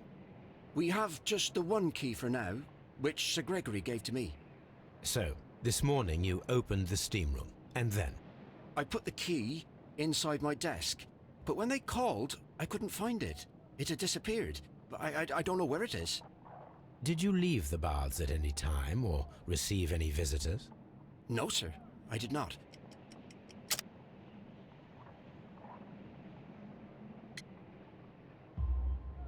You are not telling the truth, Mr. Phillips. You left your work this morning, and you went to the post office, where you dispatched a telegram at around 7:30. But how could you... No, The telegram was for someone in Manchester. Mr. Holmes, it's I'll tell you everything. I left the baths at 7:20. My sister wrote to me yesterday, and she needed a reply, or our mother is unwell. I was away for 20 minutes, and I closed the baths on my way out. Did you receive a reply from your sister? No, she wasn't meant to. I just told her to pawn my old school uniform so that she could pay for the medication. Did you check to see if the key was still in your desk when you returned? No, I didn't. Please, Mr. Holmes, don't tell the police about this. Sir Gregory would give me the sack. I need this job. I see. There is a bottle of champagne on ice in the changing room. Do you have any idea who left it there? There is? Are you quite certain? I didn't pay any attention. Do you believe that it's important?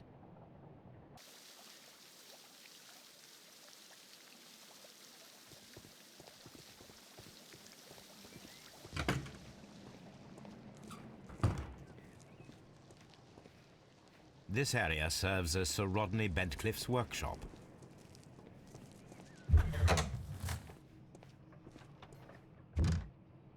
Tools used by archaeologists in their research. I will need these tongs.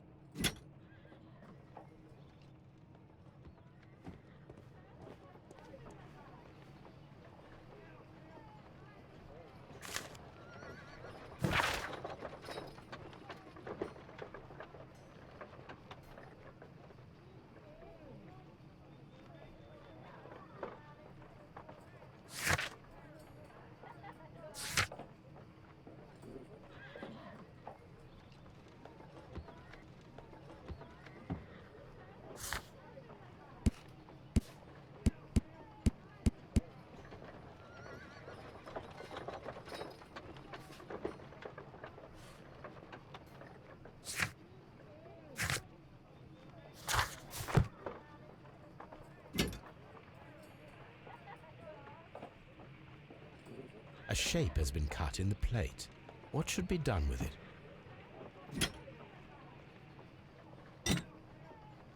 Archaeological findings. Old clay pots with numbers inscribed upon them.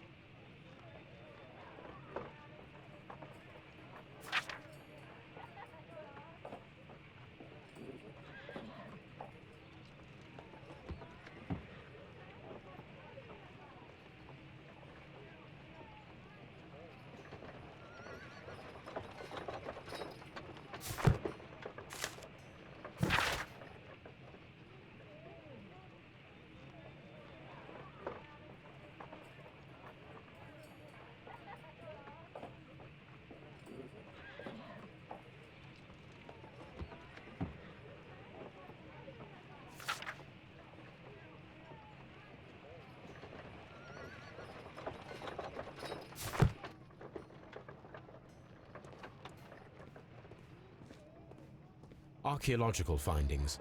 Old clay pots with numbers inscribed upon them.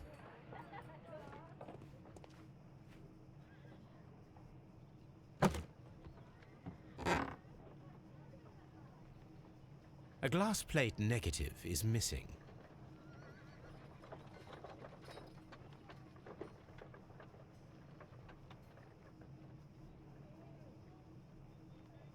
Glass plate negatives, a remarkable method for recording ancient civilizations.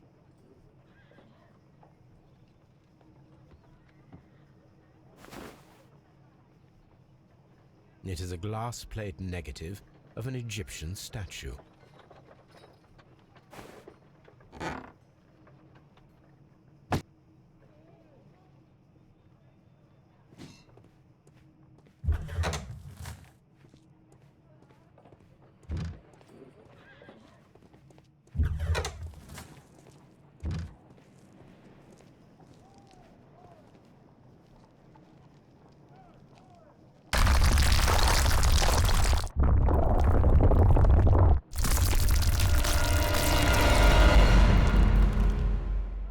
My God, are you all right? I wonder how this could have happened. Yes, it is somewhat treacherous. Fortunately, I am unscathed. To where does this corridor lead? To the frigidarium, the coal room. Barely unscathed and by a very small margin. And treacherous is an understatement.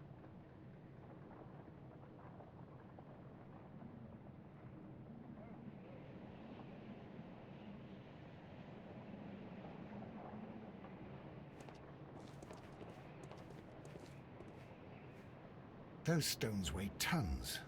We won't move them. It does not matter. If our investigation requires it, we shall ask for them to be removed.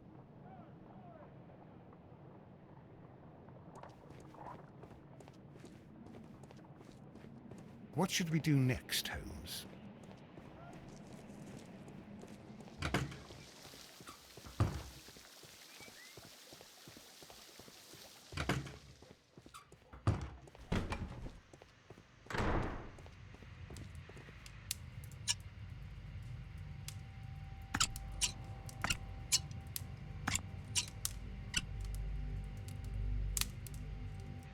I should analyze this melted metal.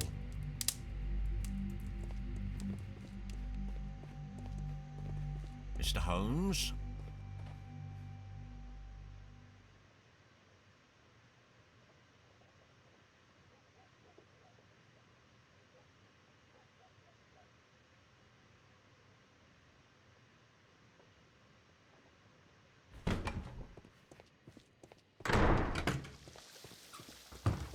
These baths are becoming sinister.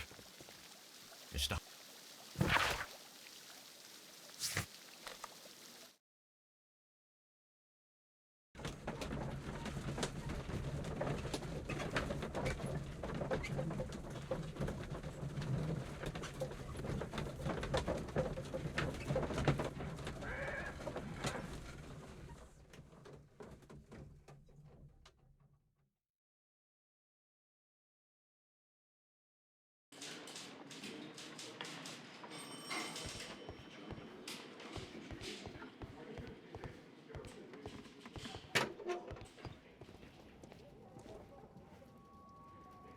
an embroidered silk handkerchief. A fountain pen with solid gold trim.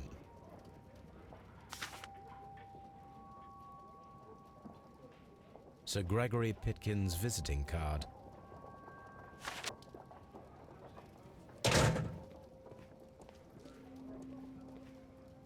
When Garrow found Sir Rodney dead, he wiped the blood upon himself. A phial with herbs. Do you know what it is, my dear fellow? It's the St. John's wort flower, Holmes. It's commonly used as a drug against melancholia. However, an overdosage might lead to a rash or even hallucinations.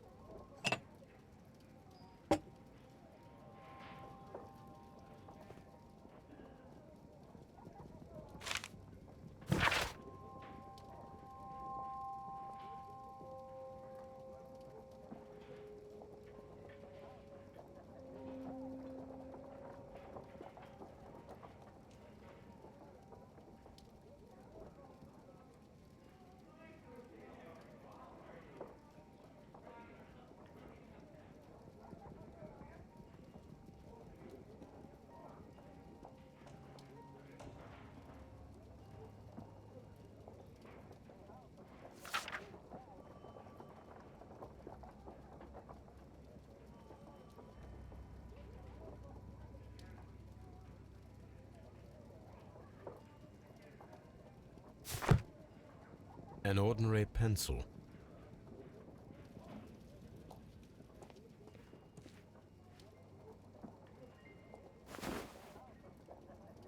Rodney Bentcliffe's notebook. It may contain something of interest.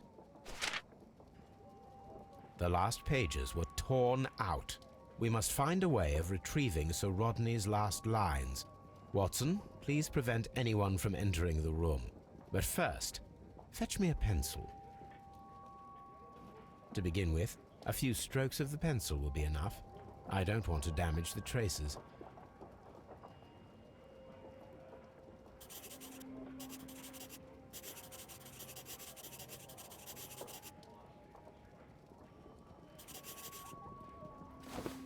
And then to gently smudge the leftover pencil marks with a handkerchief.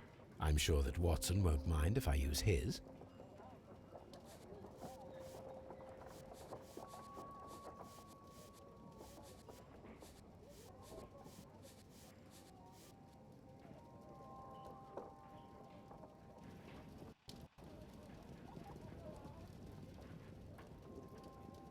Mr. Holmes, the coroner... But what are you doing? Tampering with the evidence? I prefer to make them talk. Today, I almost found it. This date will go down in history. Sir Rodney was about to make an outstanding discovery. Wonderful. I could retrieve only the final words. The rest of it is lost. Perhaps the autopsy will assist us in that matter. I'm not sure that I can allow you to inspect the body now. I am sure that you must, Constable. Well...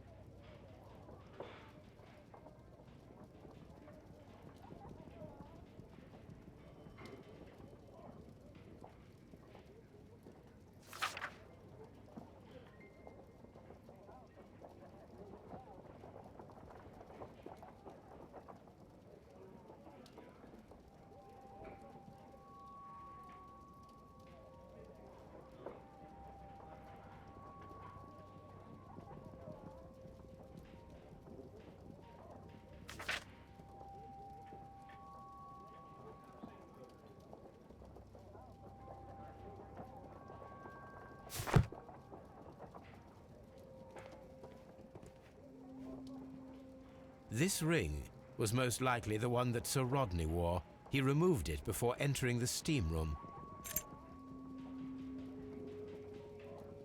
An Egyptian symbol. It is a very old jewel.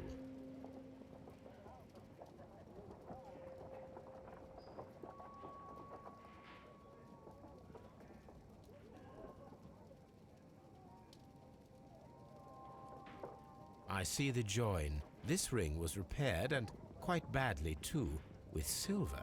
Why on earth would they wear such a ring? A very pertinent question.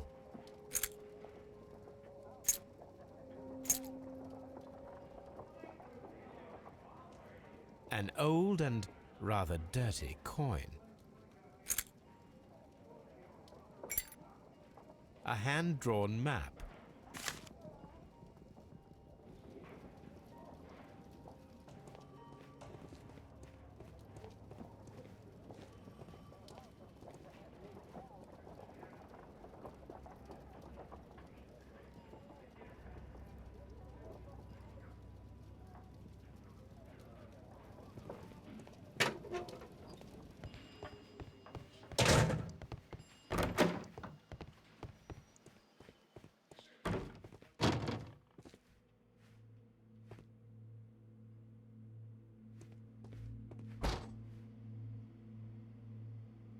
An unusual wound, inflicted by a curved knife, which resulted in instant death, as the coroner's report says. According to the coroner, there were no cardiac problems nor lung congestion, but there were traces of fungus, possibly contracted from the Egyptian tombs. The coroner observed no stomach nor liver disease, if we're to accept that Sir Rodney was an occasional drinker and 63 years of age.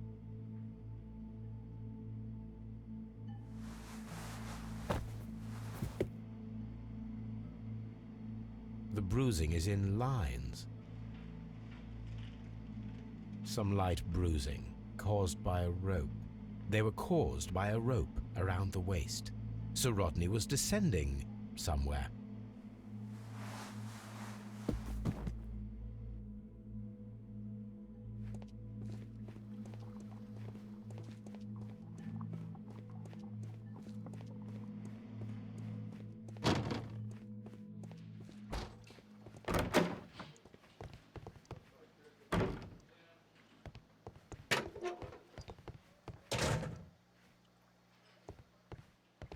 Please escort this suspect for interrogation.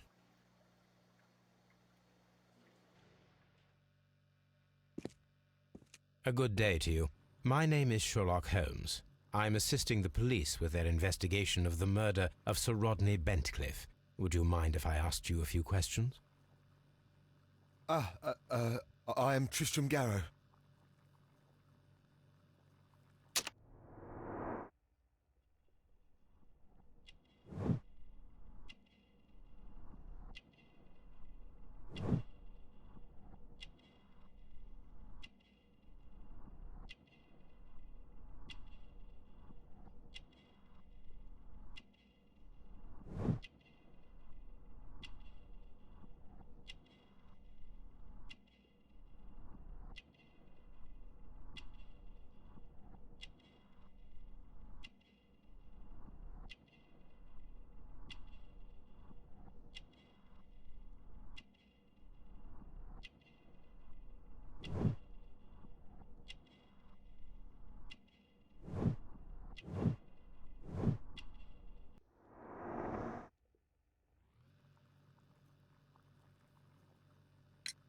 What is your occupation?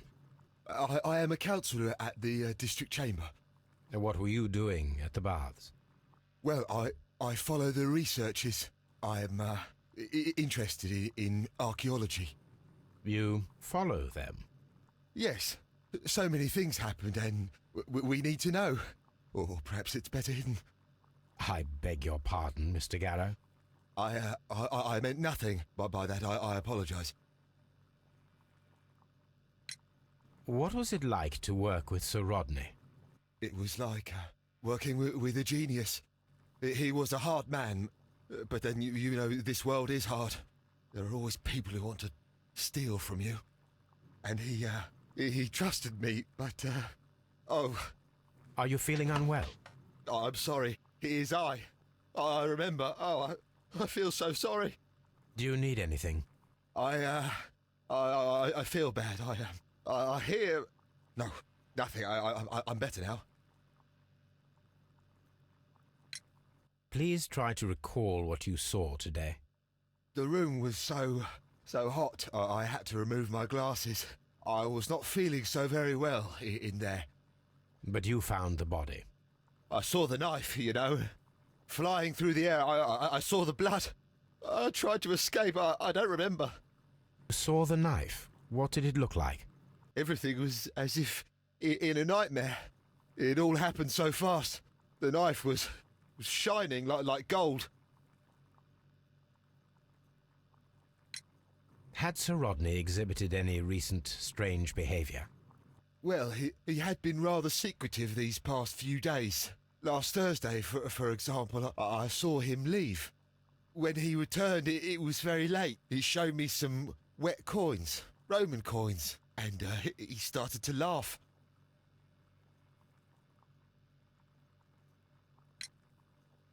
His ring! Oh, it should be destroyed. Why do you say that? It is a cursed ring, digging dark secrets. Really? It is after me now. I know it. I shouldn't have worked on it in the workshop. It's too late now. This is the coin that he showed me. It is from the 3rd century. It must be very rare. No, I don't know.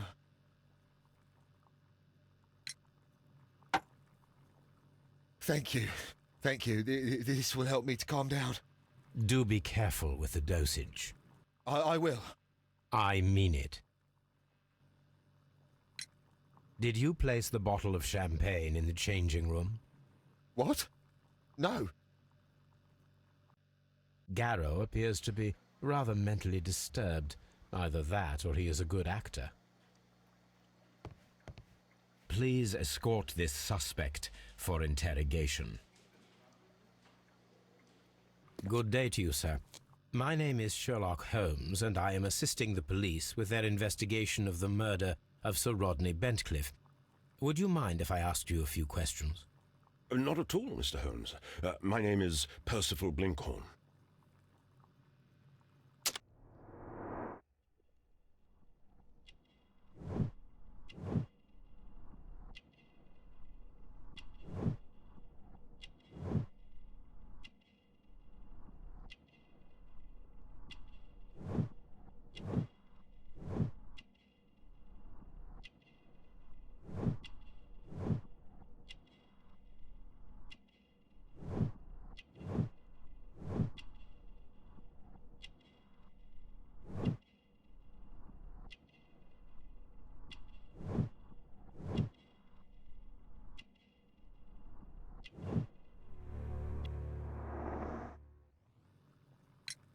What is your occupation?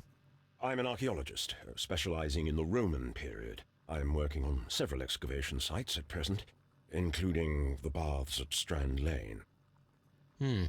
Can you tell me more about the baths? Well, we're hoping to retrieve a great many interesting artifacts from the site, and to list any items of value before their eventual restoration and exhibition. And has it been successful? It has, thanks to Sir Rodney. What was your relationship with Sir Rodney? Well, I couldn't say that he was a kind man, no. But he was talented. I felt a great admiration for him, I must say. Was it your first collaboration? I had met Sir Rodney briefly once in Egypt, and I'd shared my researches with him. Surprisingly, my work did convince him to come here. He arrived only a couple of months ago. Surprisingly? Well, Sir Rodney was a cold man, and so very secretive too. But I learned so much from him. I can't believe that he's dead. Can you tell me what you saw today? Well, we entered the steam room and we all went to sit down. The steam was particularly dense, and I didn't see anything much further after that. I just heard Mr. Garrow shouting, but we all ran for the door and bumped into each other. I was very alarmed by this point.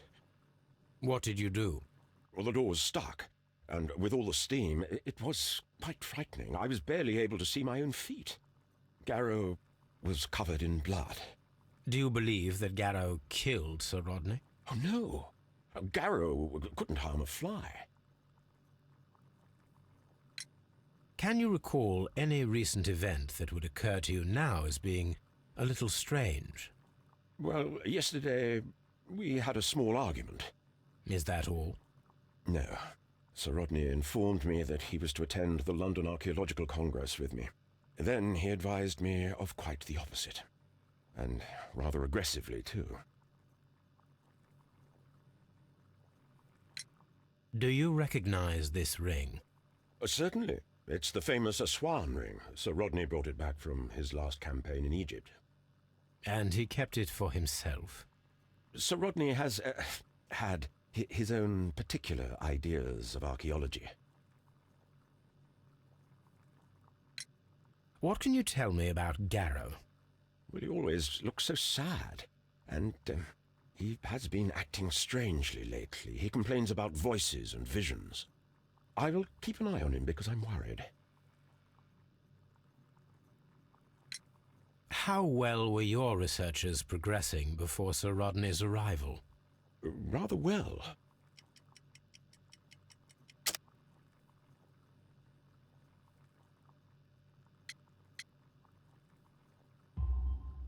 This letter reveals that Sir Gregory was prepared to put a stop to your work. Yes. But since Sir Rodney's arrival, he had calmed down. He allowed us to work. I'm not sure what they agreed on. What will happen now that Sir Rodney is dead? Well, I haven't thought about that. But if it's needed, I will fight to defend Sir Rodney's expectations. Did you place the bottle of champagne in the changing room? No, I did not.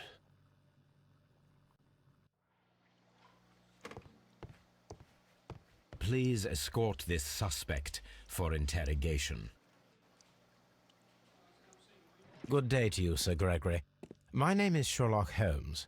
I'm assisting the police with their investigation of the murder that took place this morning. Would you mind answering a few questions? Tell me, Mr. Holmes, will I need to stay here for very much longer?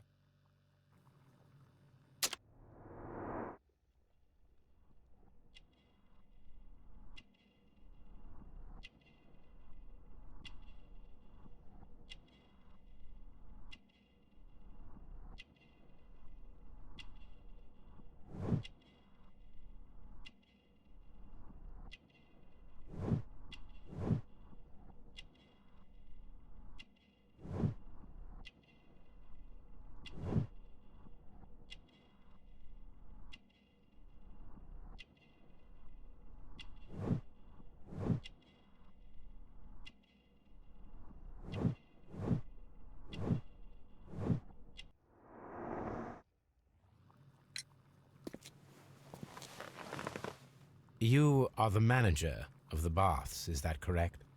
Yes, I'm passionate about archaeology. I wanted to restore the ruins. My ambition is to open the baths to the public. Living archaeology can be a profitable business, although now I'm not so sure. I see. When do you wish to begin using the baths? When the archaeological researches are over, I will be free to complete the restoration. It is the usual process. What was your relationship with Sir Rodney Bentcliffe? We were not particularly close. He had an unpleasant temperament. Suspicious, authoritarian, unkind. People possessed by genius may be forgiven for their nature, but not by me. Was he obstructive? Not at all. Everything he did led us to greater success. He helped us increase the potential of the building. Please tell me what happened this morning. The test that we performed this morning was a success. The steam was working well. Then, of course, that awful murder. What did you see? The steam was too thick to see anything. But ask Garrow. He saw the body first. Had Sir Rodney exhibited any recent strange behavior? Look, I'm not a suspicious fellow, but I think that he had professional interests elsewhere that he did not wish us to know about. Why should you think that? Where? I have no idea. But after all, it was not my business.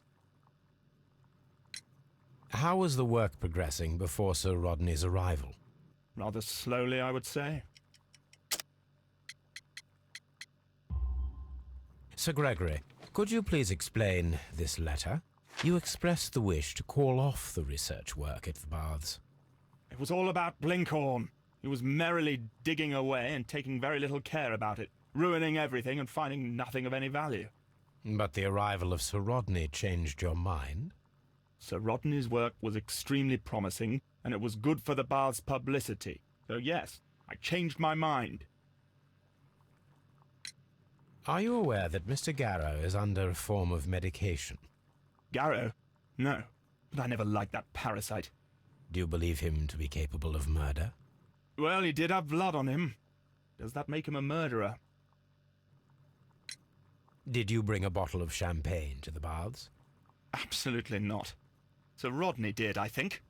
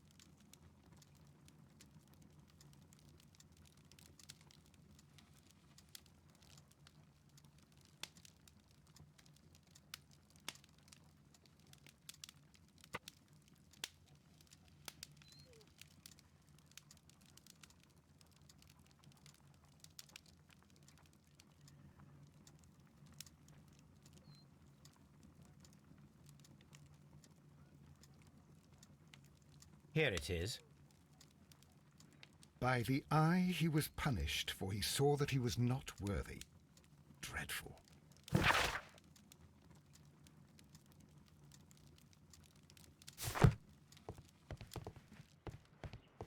On the sofa for the third time today.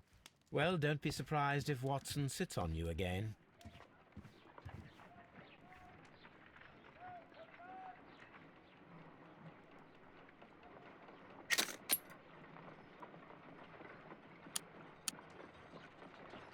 Selenite. Pyrite, otherwise known as fool's gold.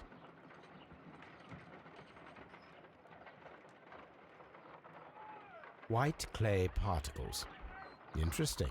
According to the color and its composition, I deduce that this sample is white clay. Now, I need to find which area near London this sample belongs to.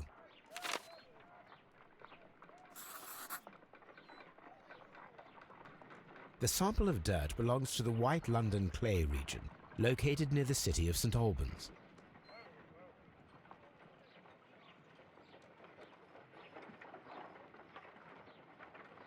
Let us analyze this blood sample. This blood has not coagulated well. It seems very liquid. That is strange. Let us see what is inside it. Hydrogen peroxide will bring any foreign matter to the surface. I must take a pipette and place several drops of hydrogen peroxide.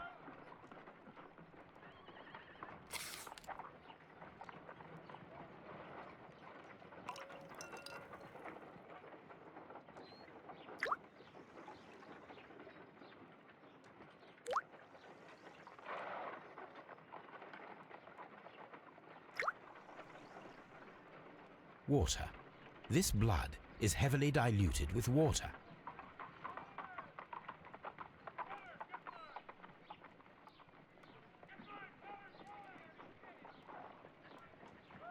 This is a piece of metal taken from a brazier.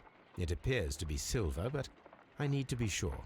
If it is silver, it will be possible to melt it, since silver's melting point is at around 900 degrees Celsius. Let us compare this sample with a silver penny by testing it with acid. If it changes color to match the result of a reaction with a silver coin, then it is silver.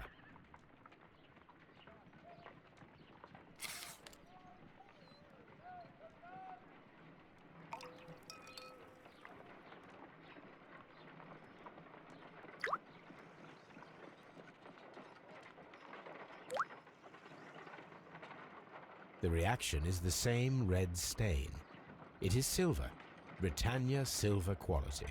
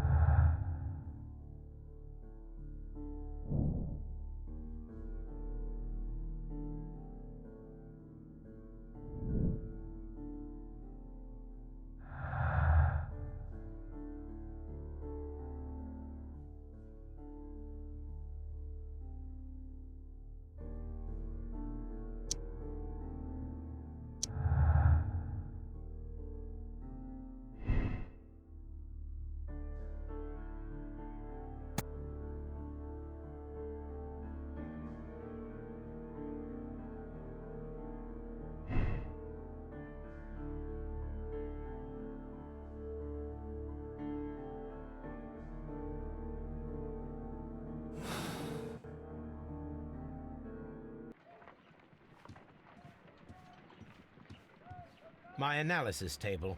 It is useful for my work.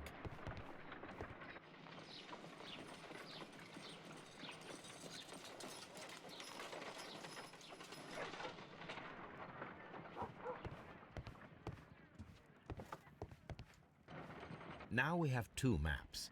We must combine them properly.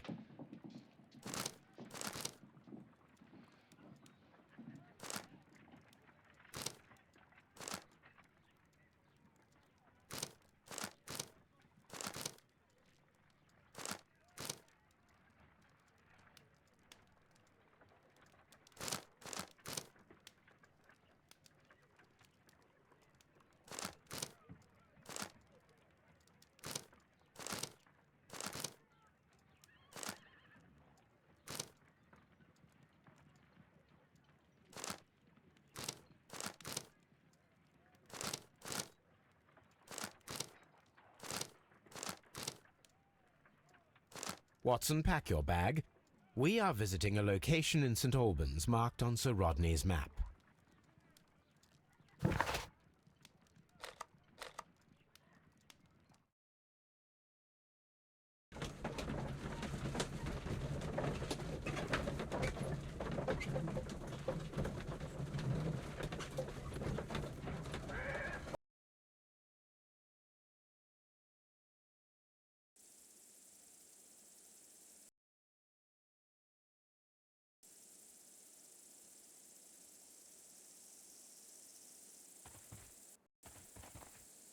What should we do next?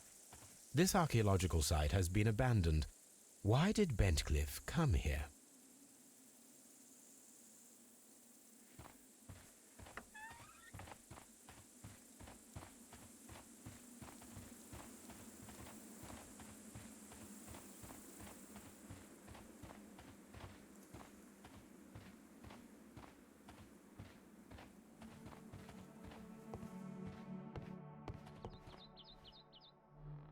This is the map of the site. We are at the heart of an old Roman city.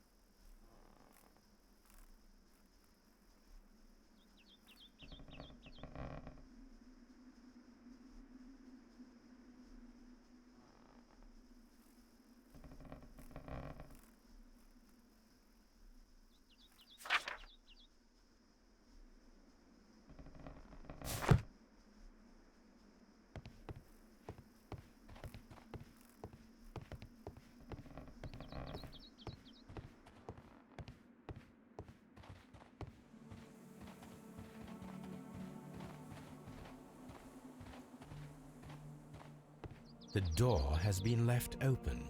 Someone did not care or was in haste.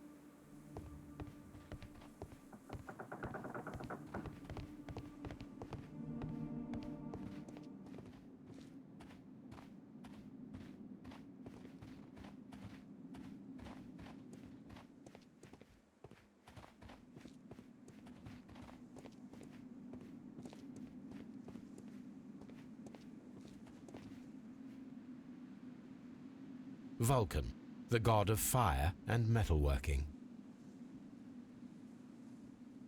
The Cyclops, a one-eyed creature helping Vulcan at the forge.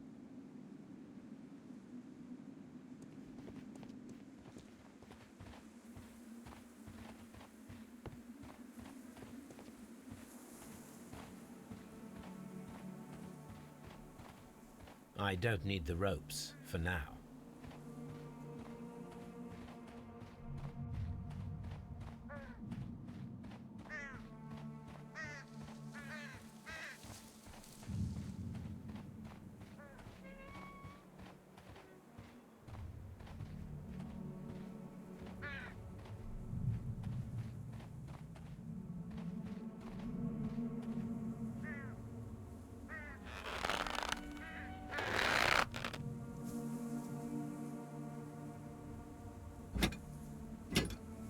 Excavating tools, a bucket, shovel, and brush.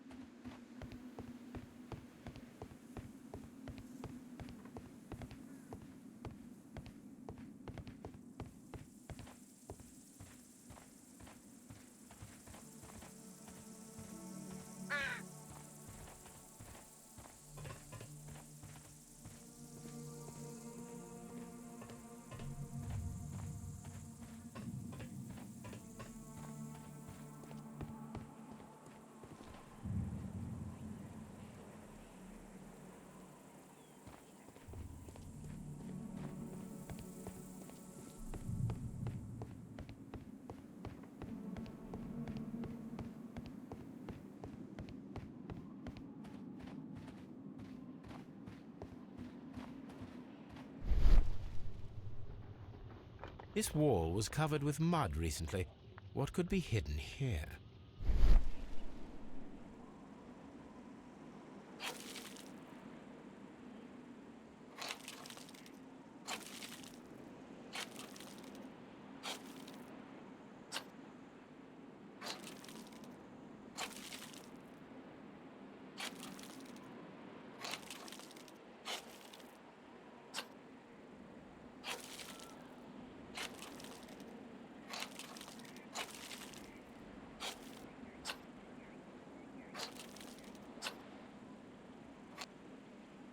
I can see now.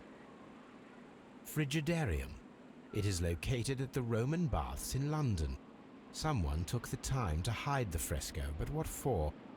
I need to visit this place.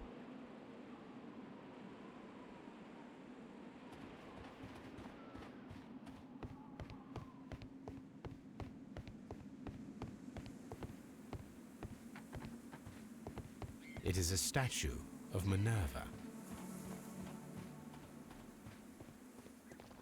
Construction hooks.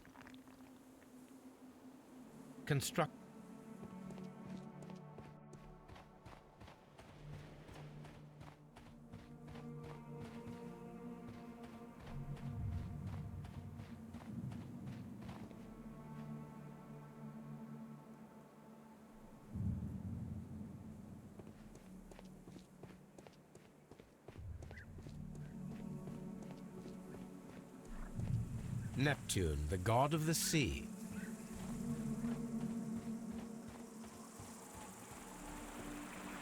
It is a broken statue of a bull.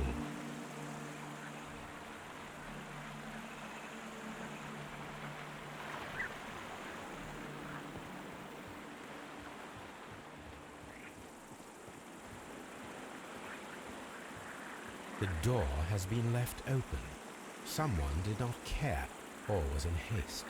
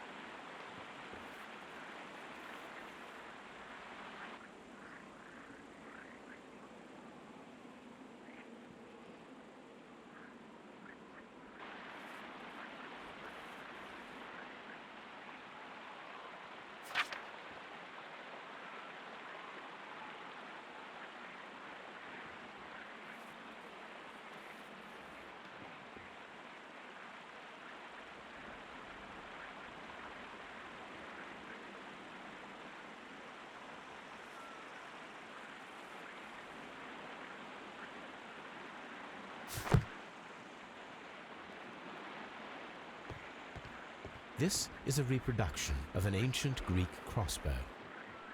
This is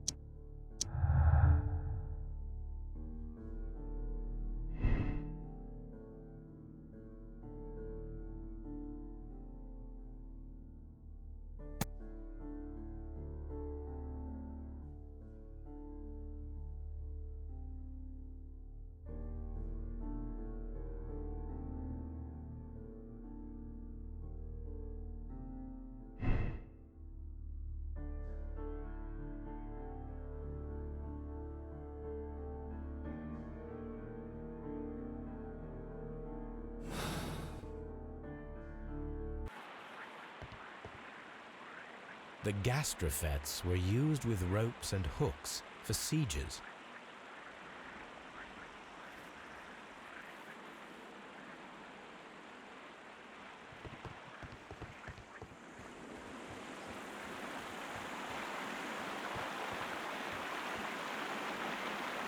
This is the map of the site.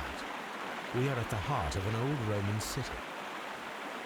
The gastrofets were used with ropes and hooks for sieges.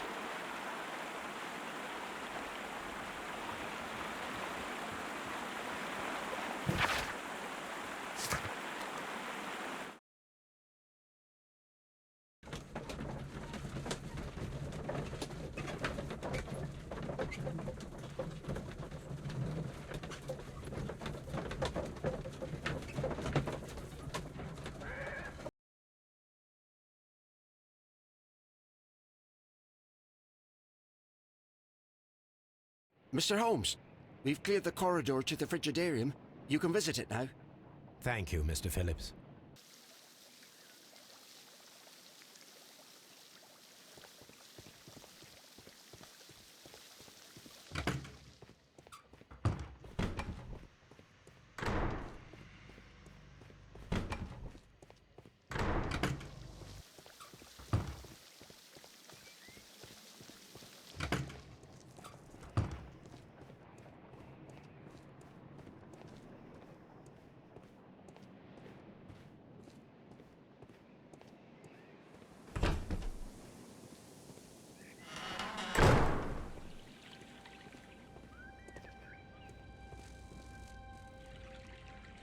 Perhaps I could find some clues by activating...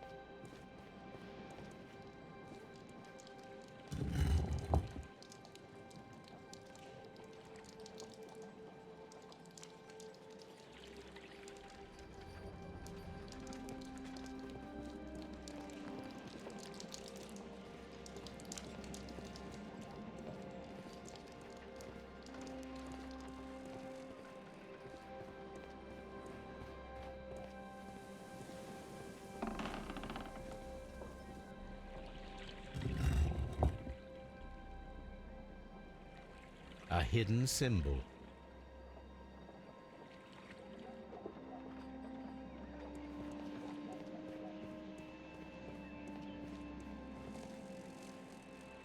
A hidden sign.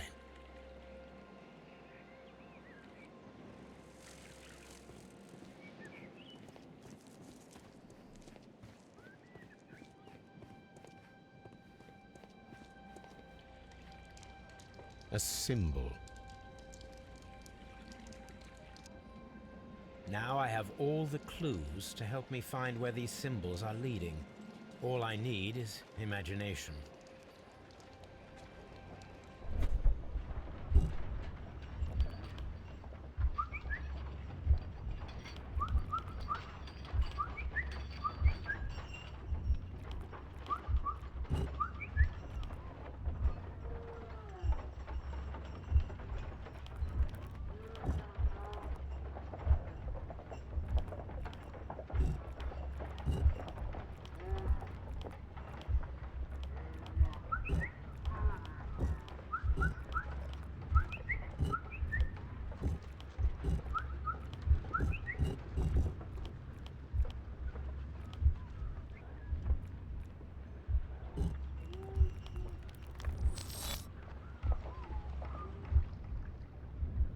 The signs are pointing to this bust.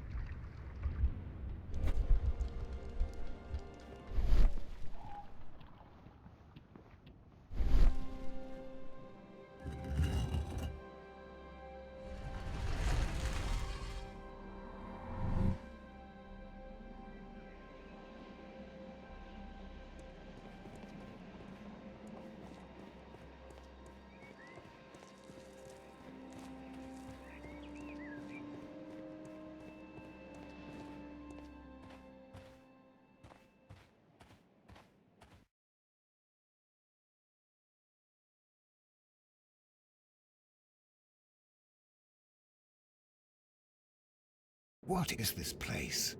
I am unsure, Watson, but everything points to the fact that it was the last place visited by Sir Rodney Bentcliffe. We are approaching the end of this mystery.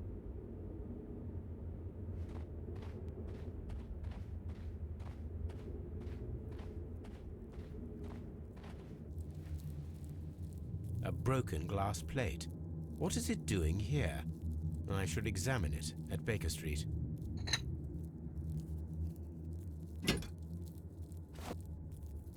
How very peculiar. An ice maker. Why would Sir Rodney have brought such a device here?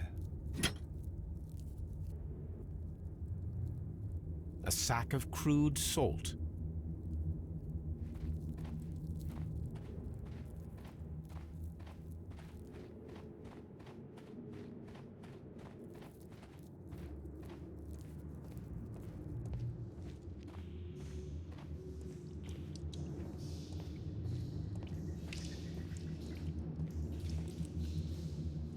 Mithras, the god, clothed in Anatolian costume and wearing a Phrygian cap, killing the bull.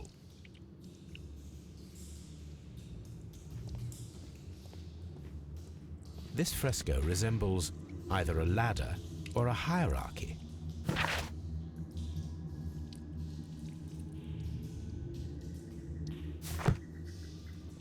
This fresco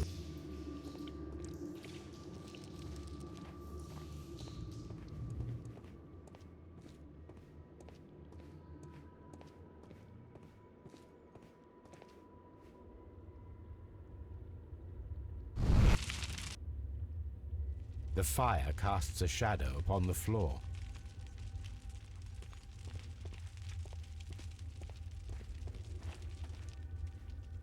It resembles a bull.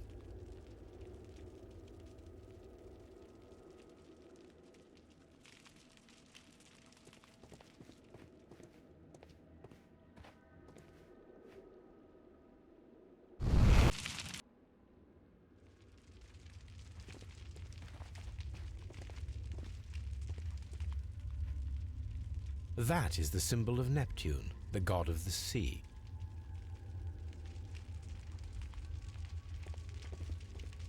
The pillar collapsed a long time ago.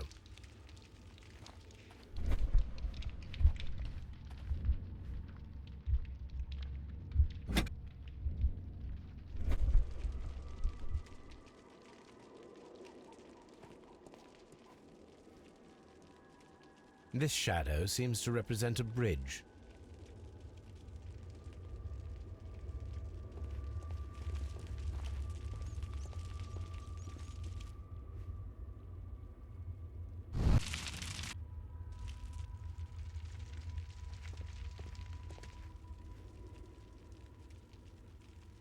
It is very similar to the face of Mithras. The shadows show us the way to go. We will find Mithras after Neptune, the bull, and the bridge.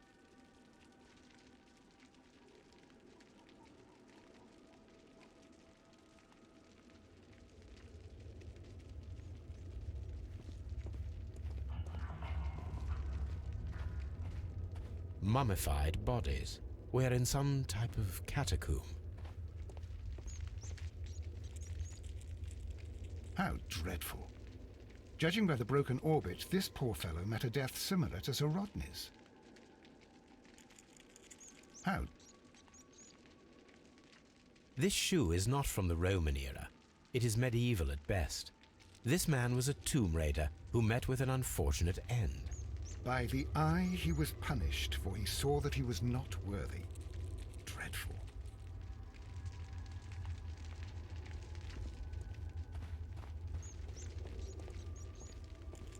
Mummified bodies. We're in some type of catacomb.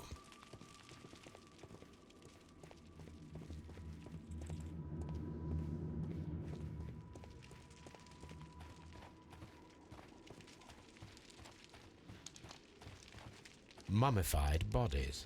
We're in some type of catacomb.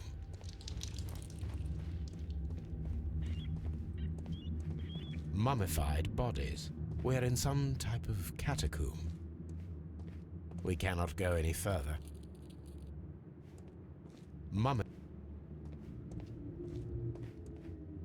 A shovel, not from the Roman era.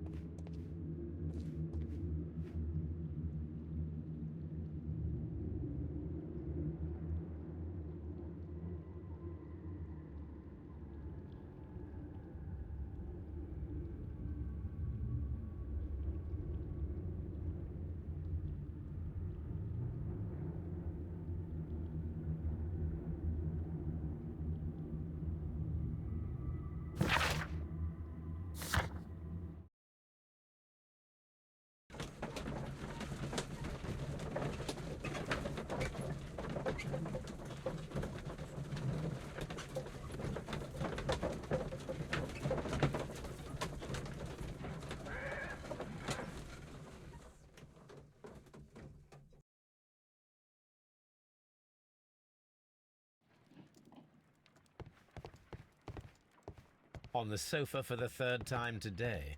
Well, don't be surprised if Watson sits on you again.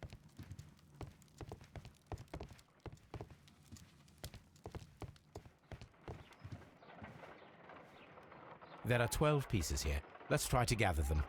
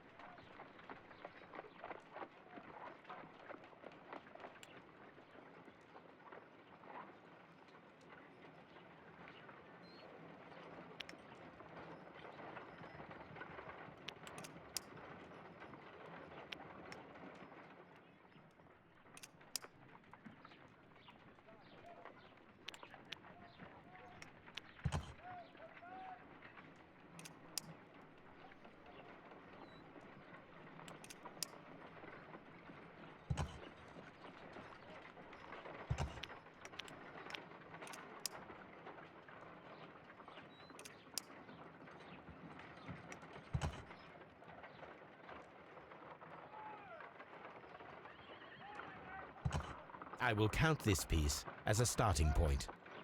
I will...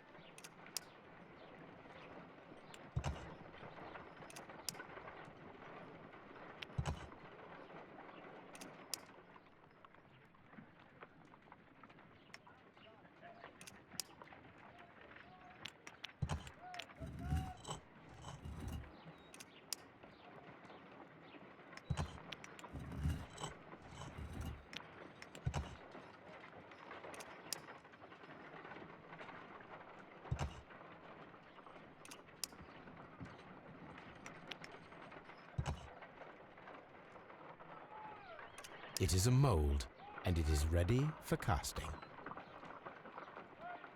The mold is prepared for casting. We just need to fill it with certain material. Sir Rodney has made a reconstruction of the mythical golden knife. He seemed unafraid of maledictions, and yet...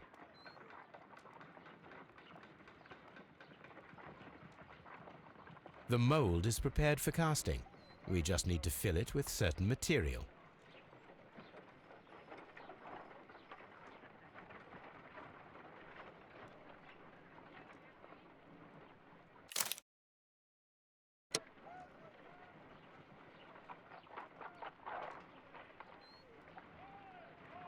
Half a glass of water should be enough to create a plaster solution.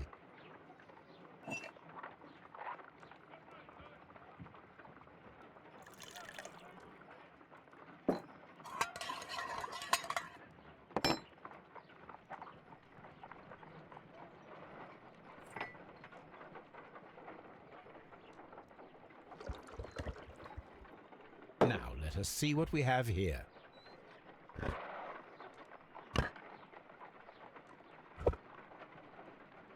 This knife is very similar to that described by the coroner as the weapon that killed Sir Rodney.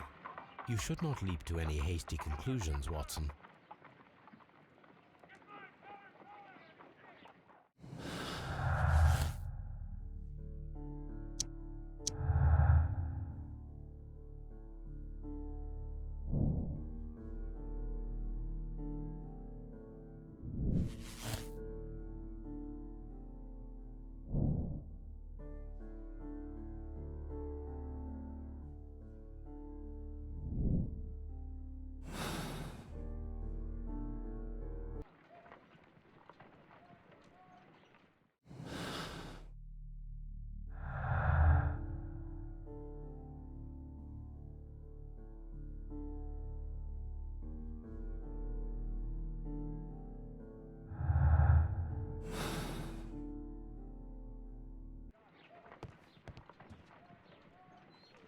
Let us try to create an object from silver by using the mold.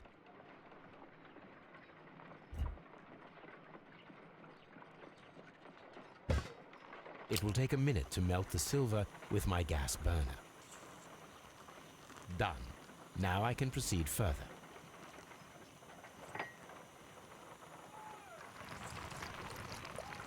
The mold is hot. I should wait for it to cool down. Done. Now I can proceed further.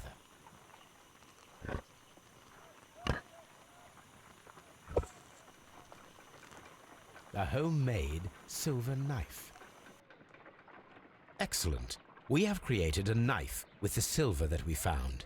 It could have been used to kill Sir Rodney. It was extremely clever to create a weapon that could dissolve at the scene of the crime.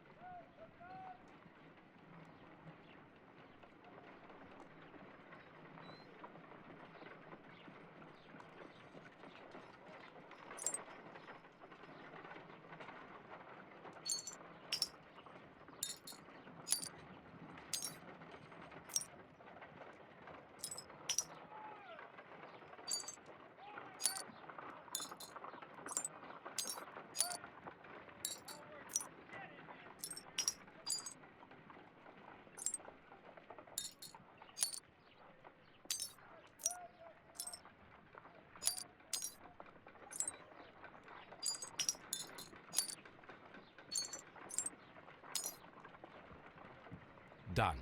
Watson, could you please use this negative and your photographic equipment to process the photograph?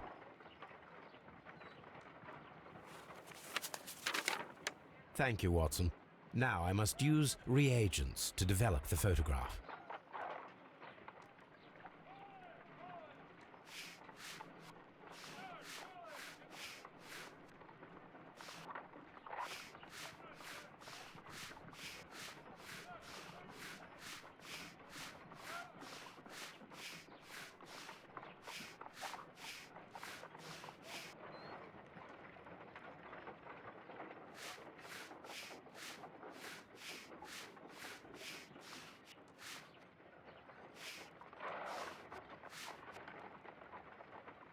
The Pyramids of Giza in Egypt.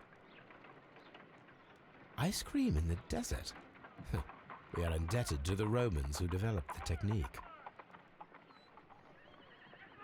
Sir Rodney.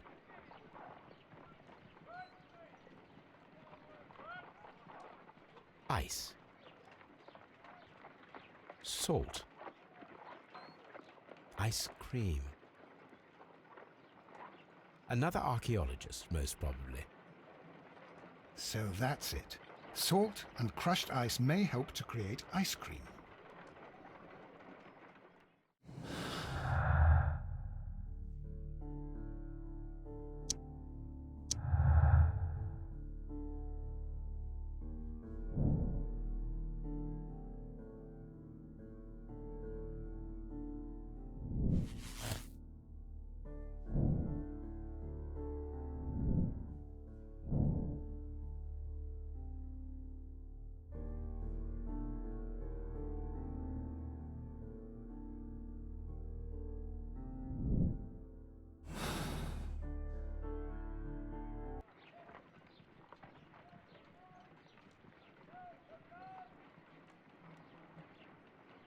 If I wish to shape the ice knife, then I need to pour water inside the mold.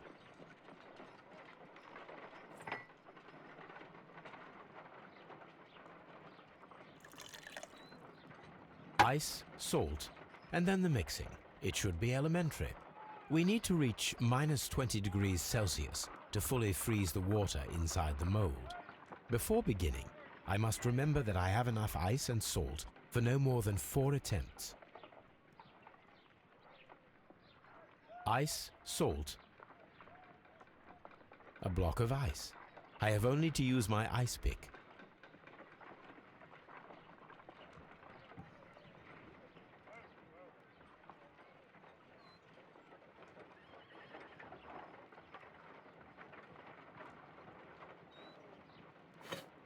Ice. Holmes, look. The temperature is reducing.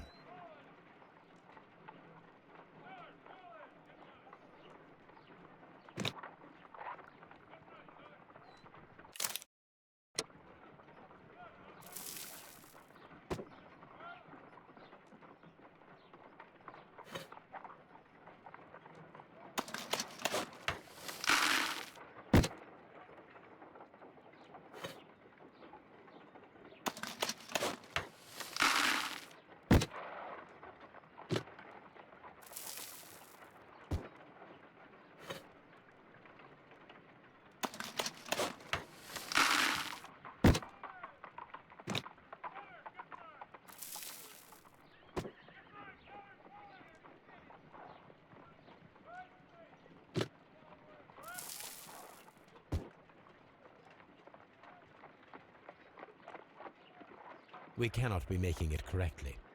Let us try again and be precise.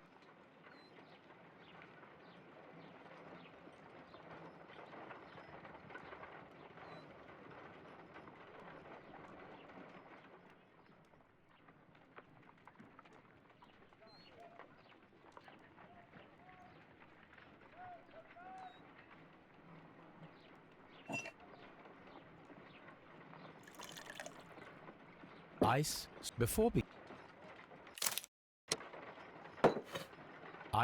ice. Holmes, look. The temperature.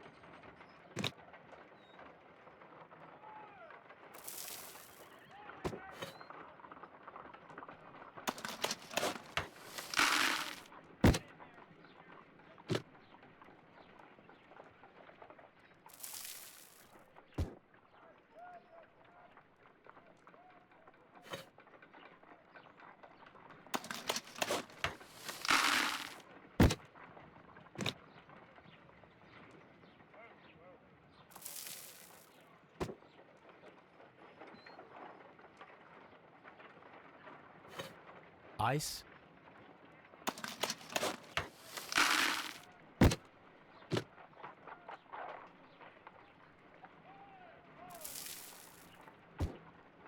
It's empty.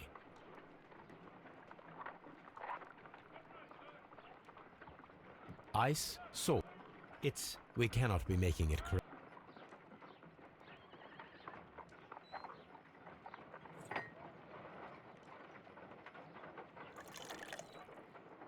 Ice, salt, and before begin. Ice. Holmes, look. The temperature.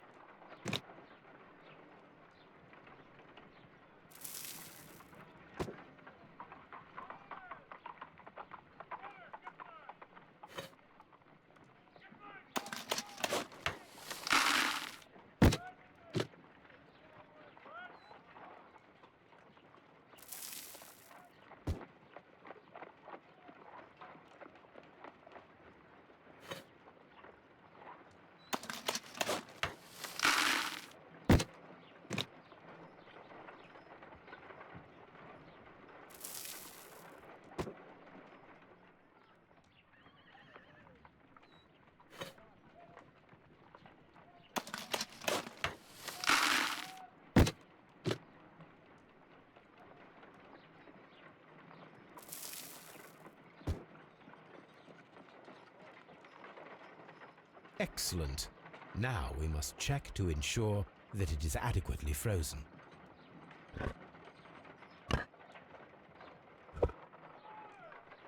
An ice weapon for a cold-blooded murder. An ice knife. A surprising and yet a very brilliant idea. It's the perfect weapon. It enables one to kill a man and then it melts. The only trace it leaves is a small puddle on the ground.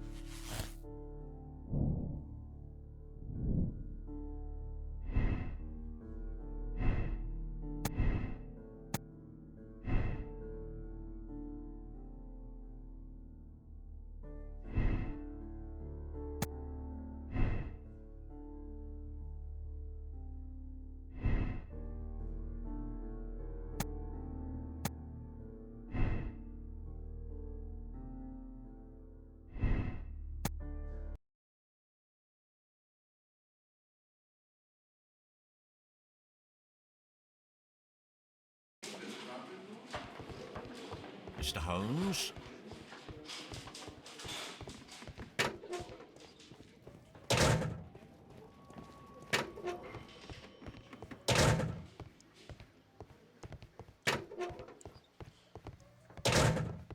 Please escort.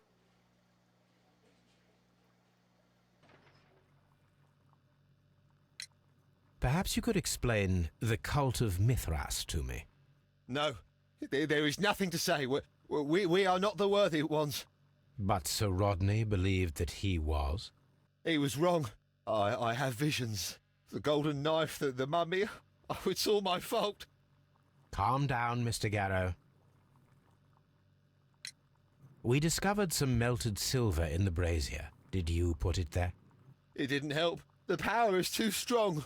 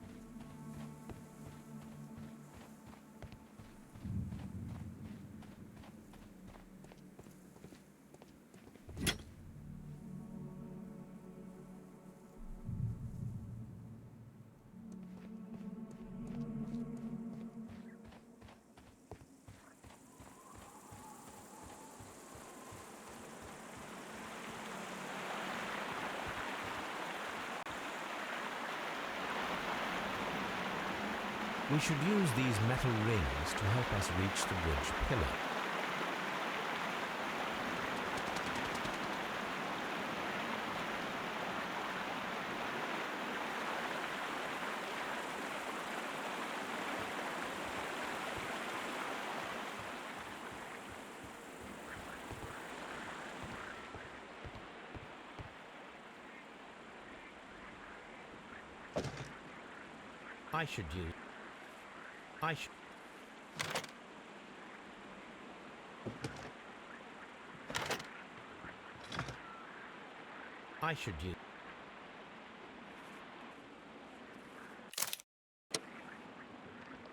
I should use the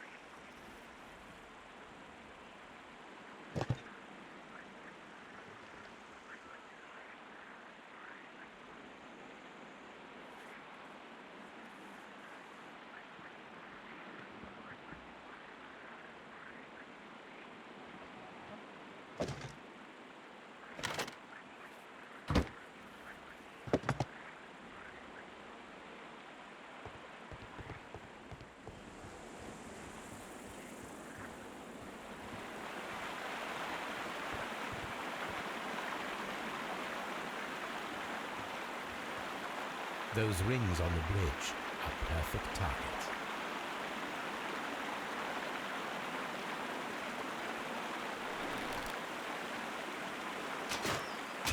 This one is ready.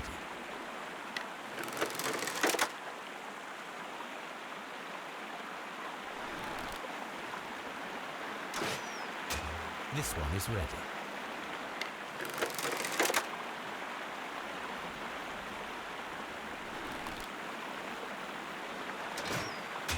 The bridge is ready. Now I must cross it.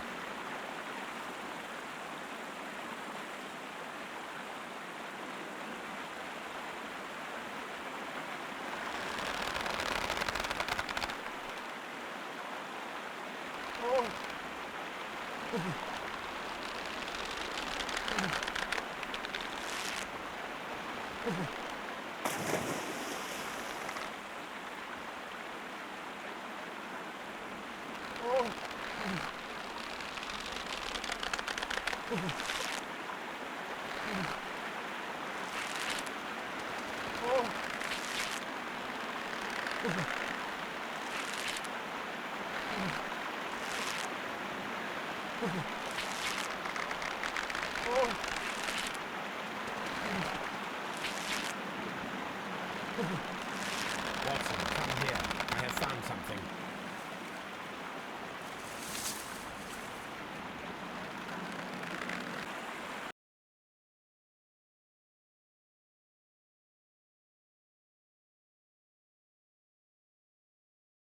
Are we inside the hidden temple of Mithras, Holmes?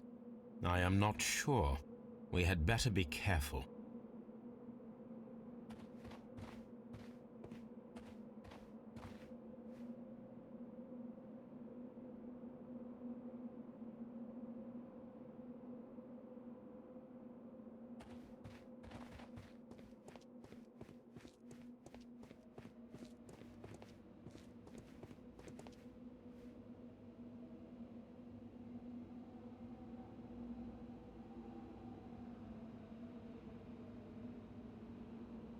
I saw this symbol in the tunnels underneath the Frigidarium.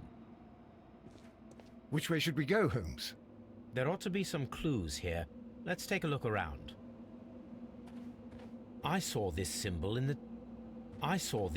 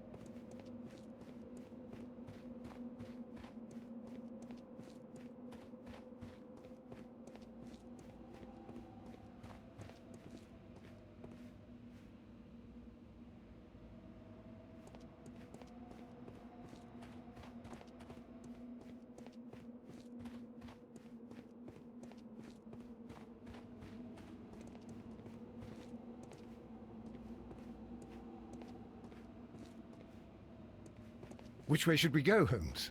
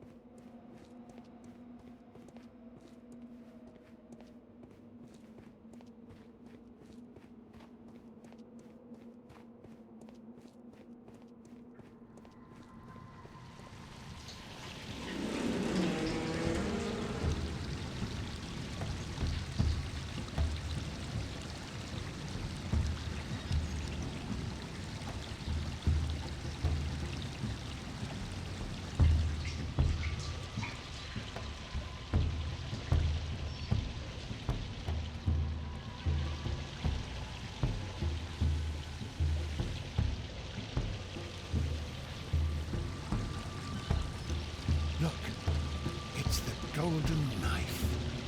But how to get it?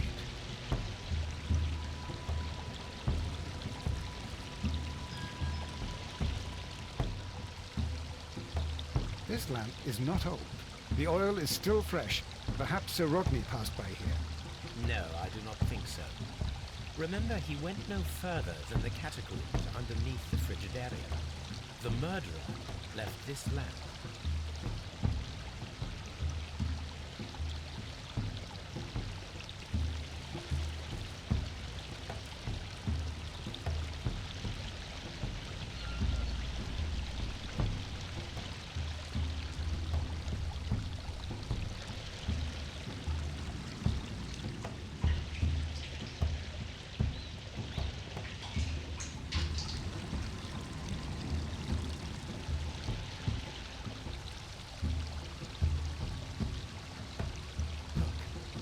It's the golden knife. But how to get it?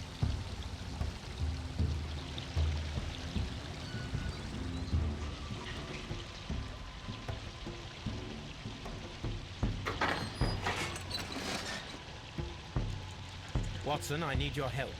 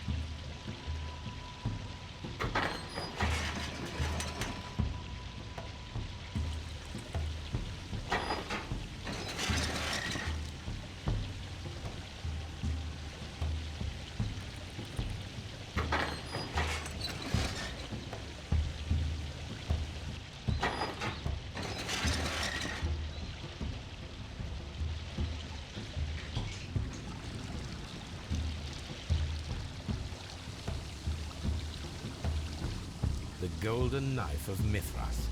A long-lost relic has resurfaced.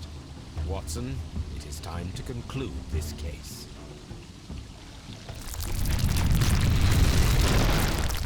Excellent. Now, we should find another way of getting out of here.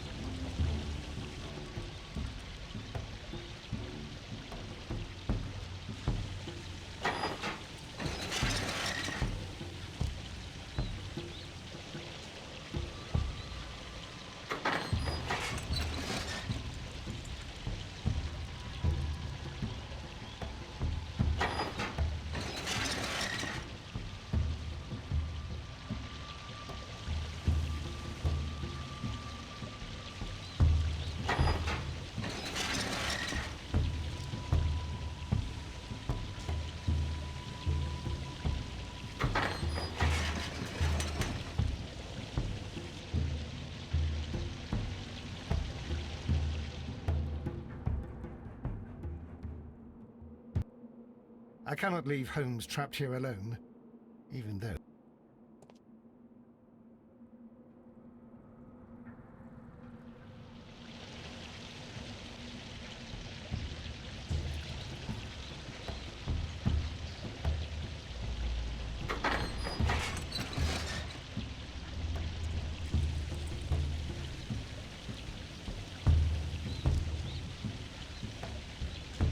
The door controlled by this mechanism is already opened.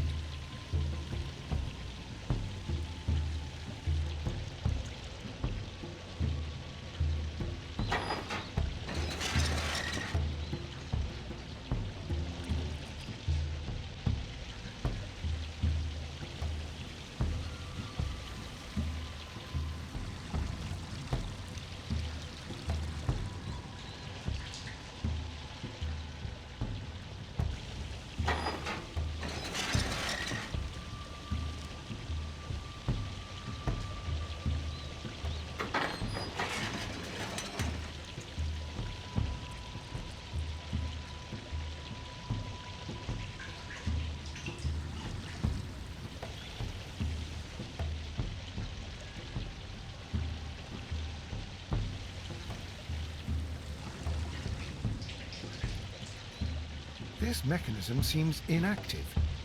Most likely the door it controls has already been opened.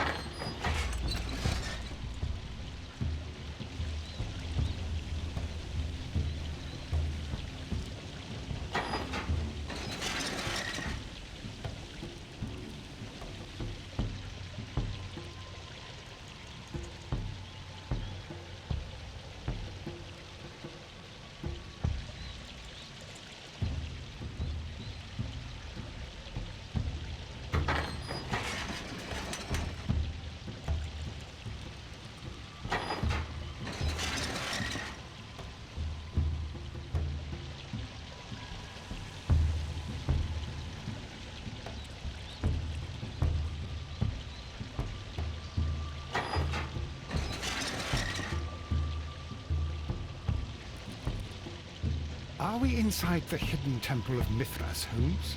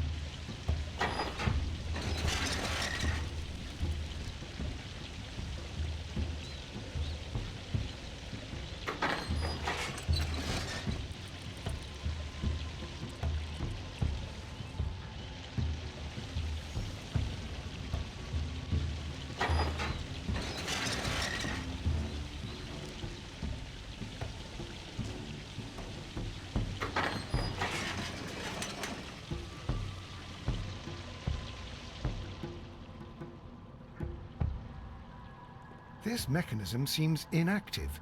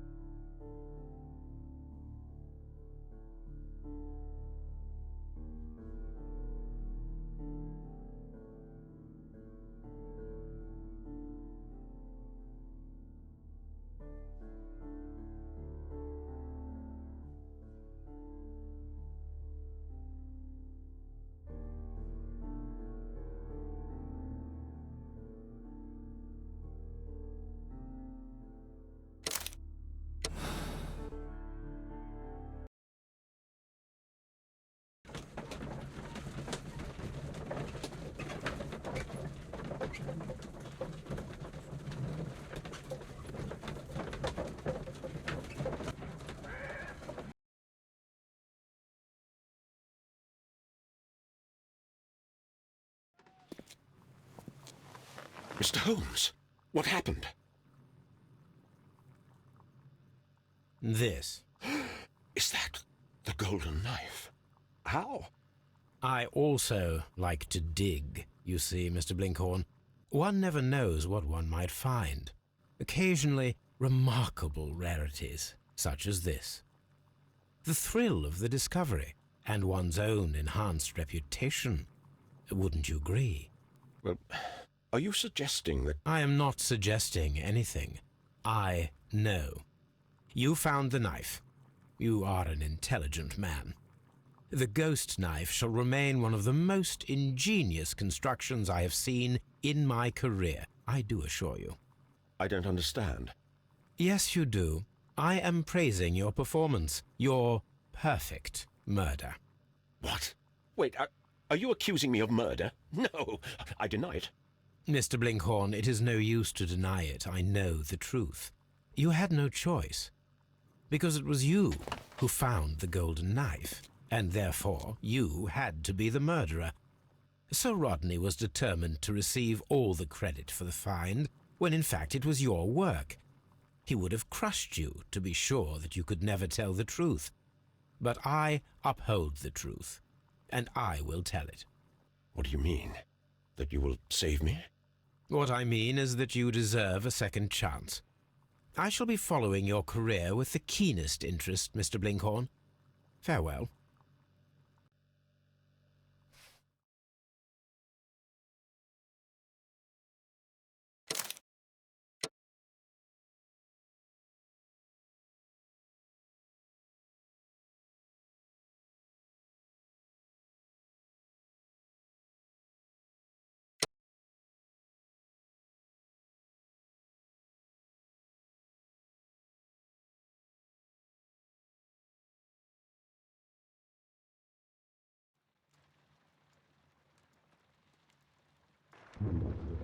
The game is afoot, not a word.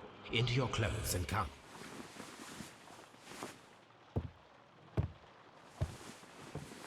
I'll wait for you in the sitting room.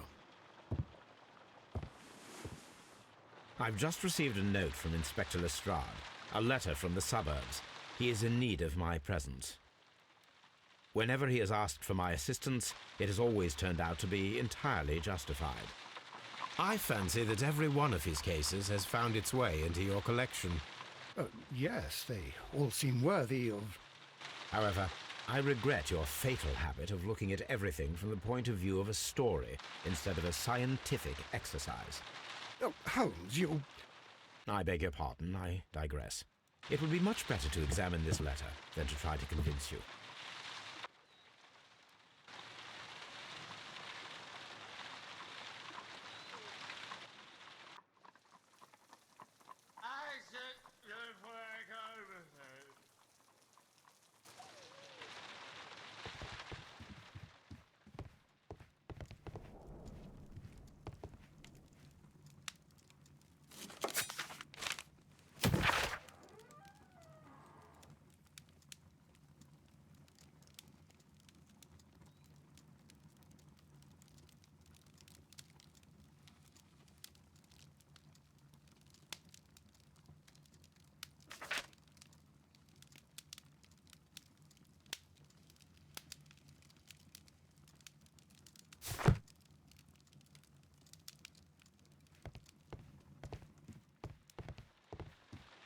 I agree with you, Toby, that Watson's...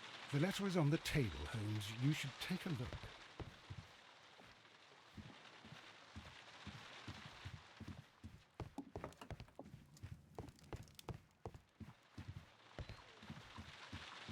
The letter is on the table, Holmes. You should take a look.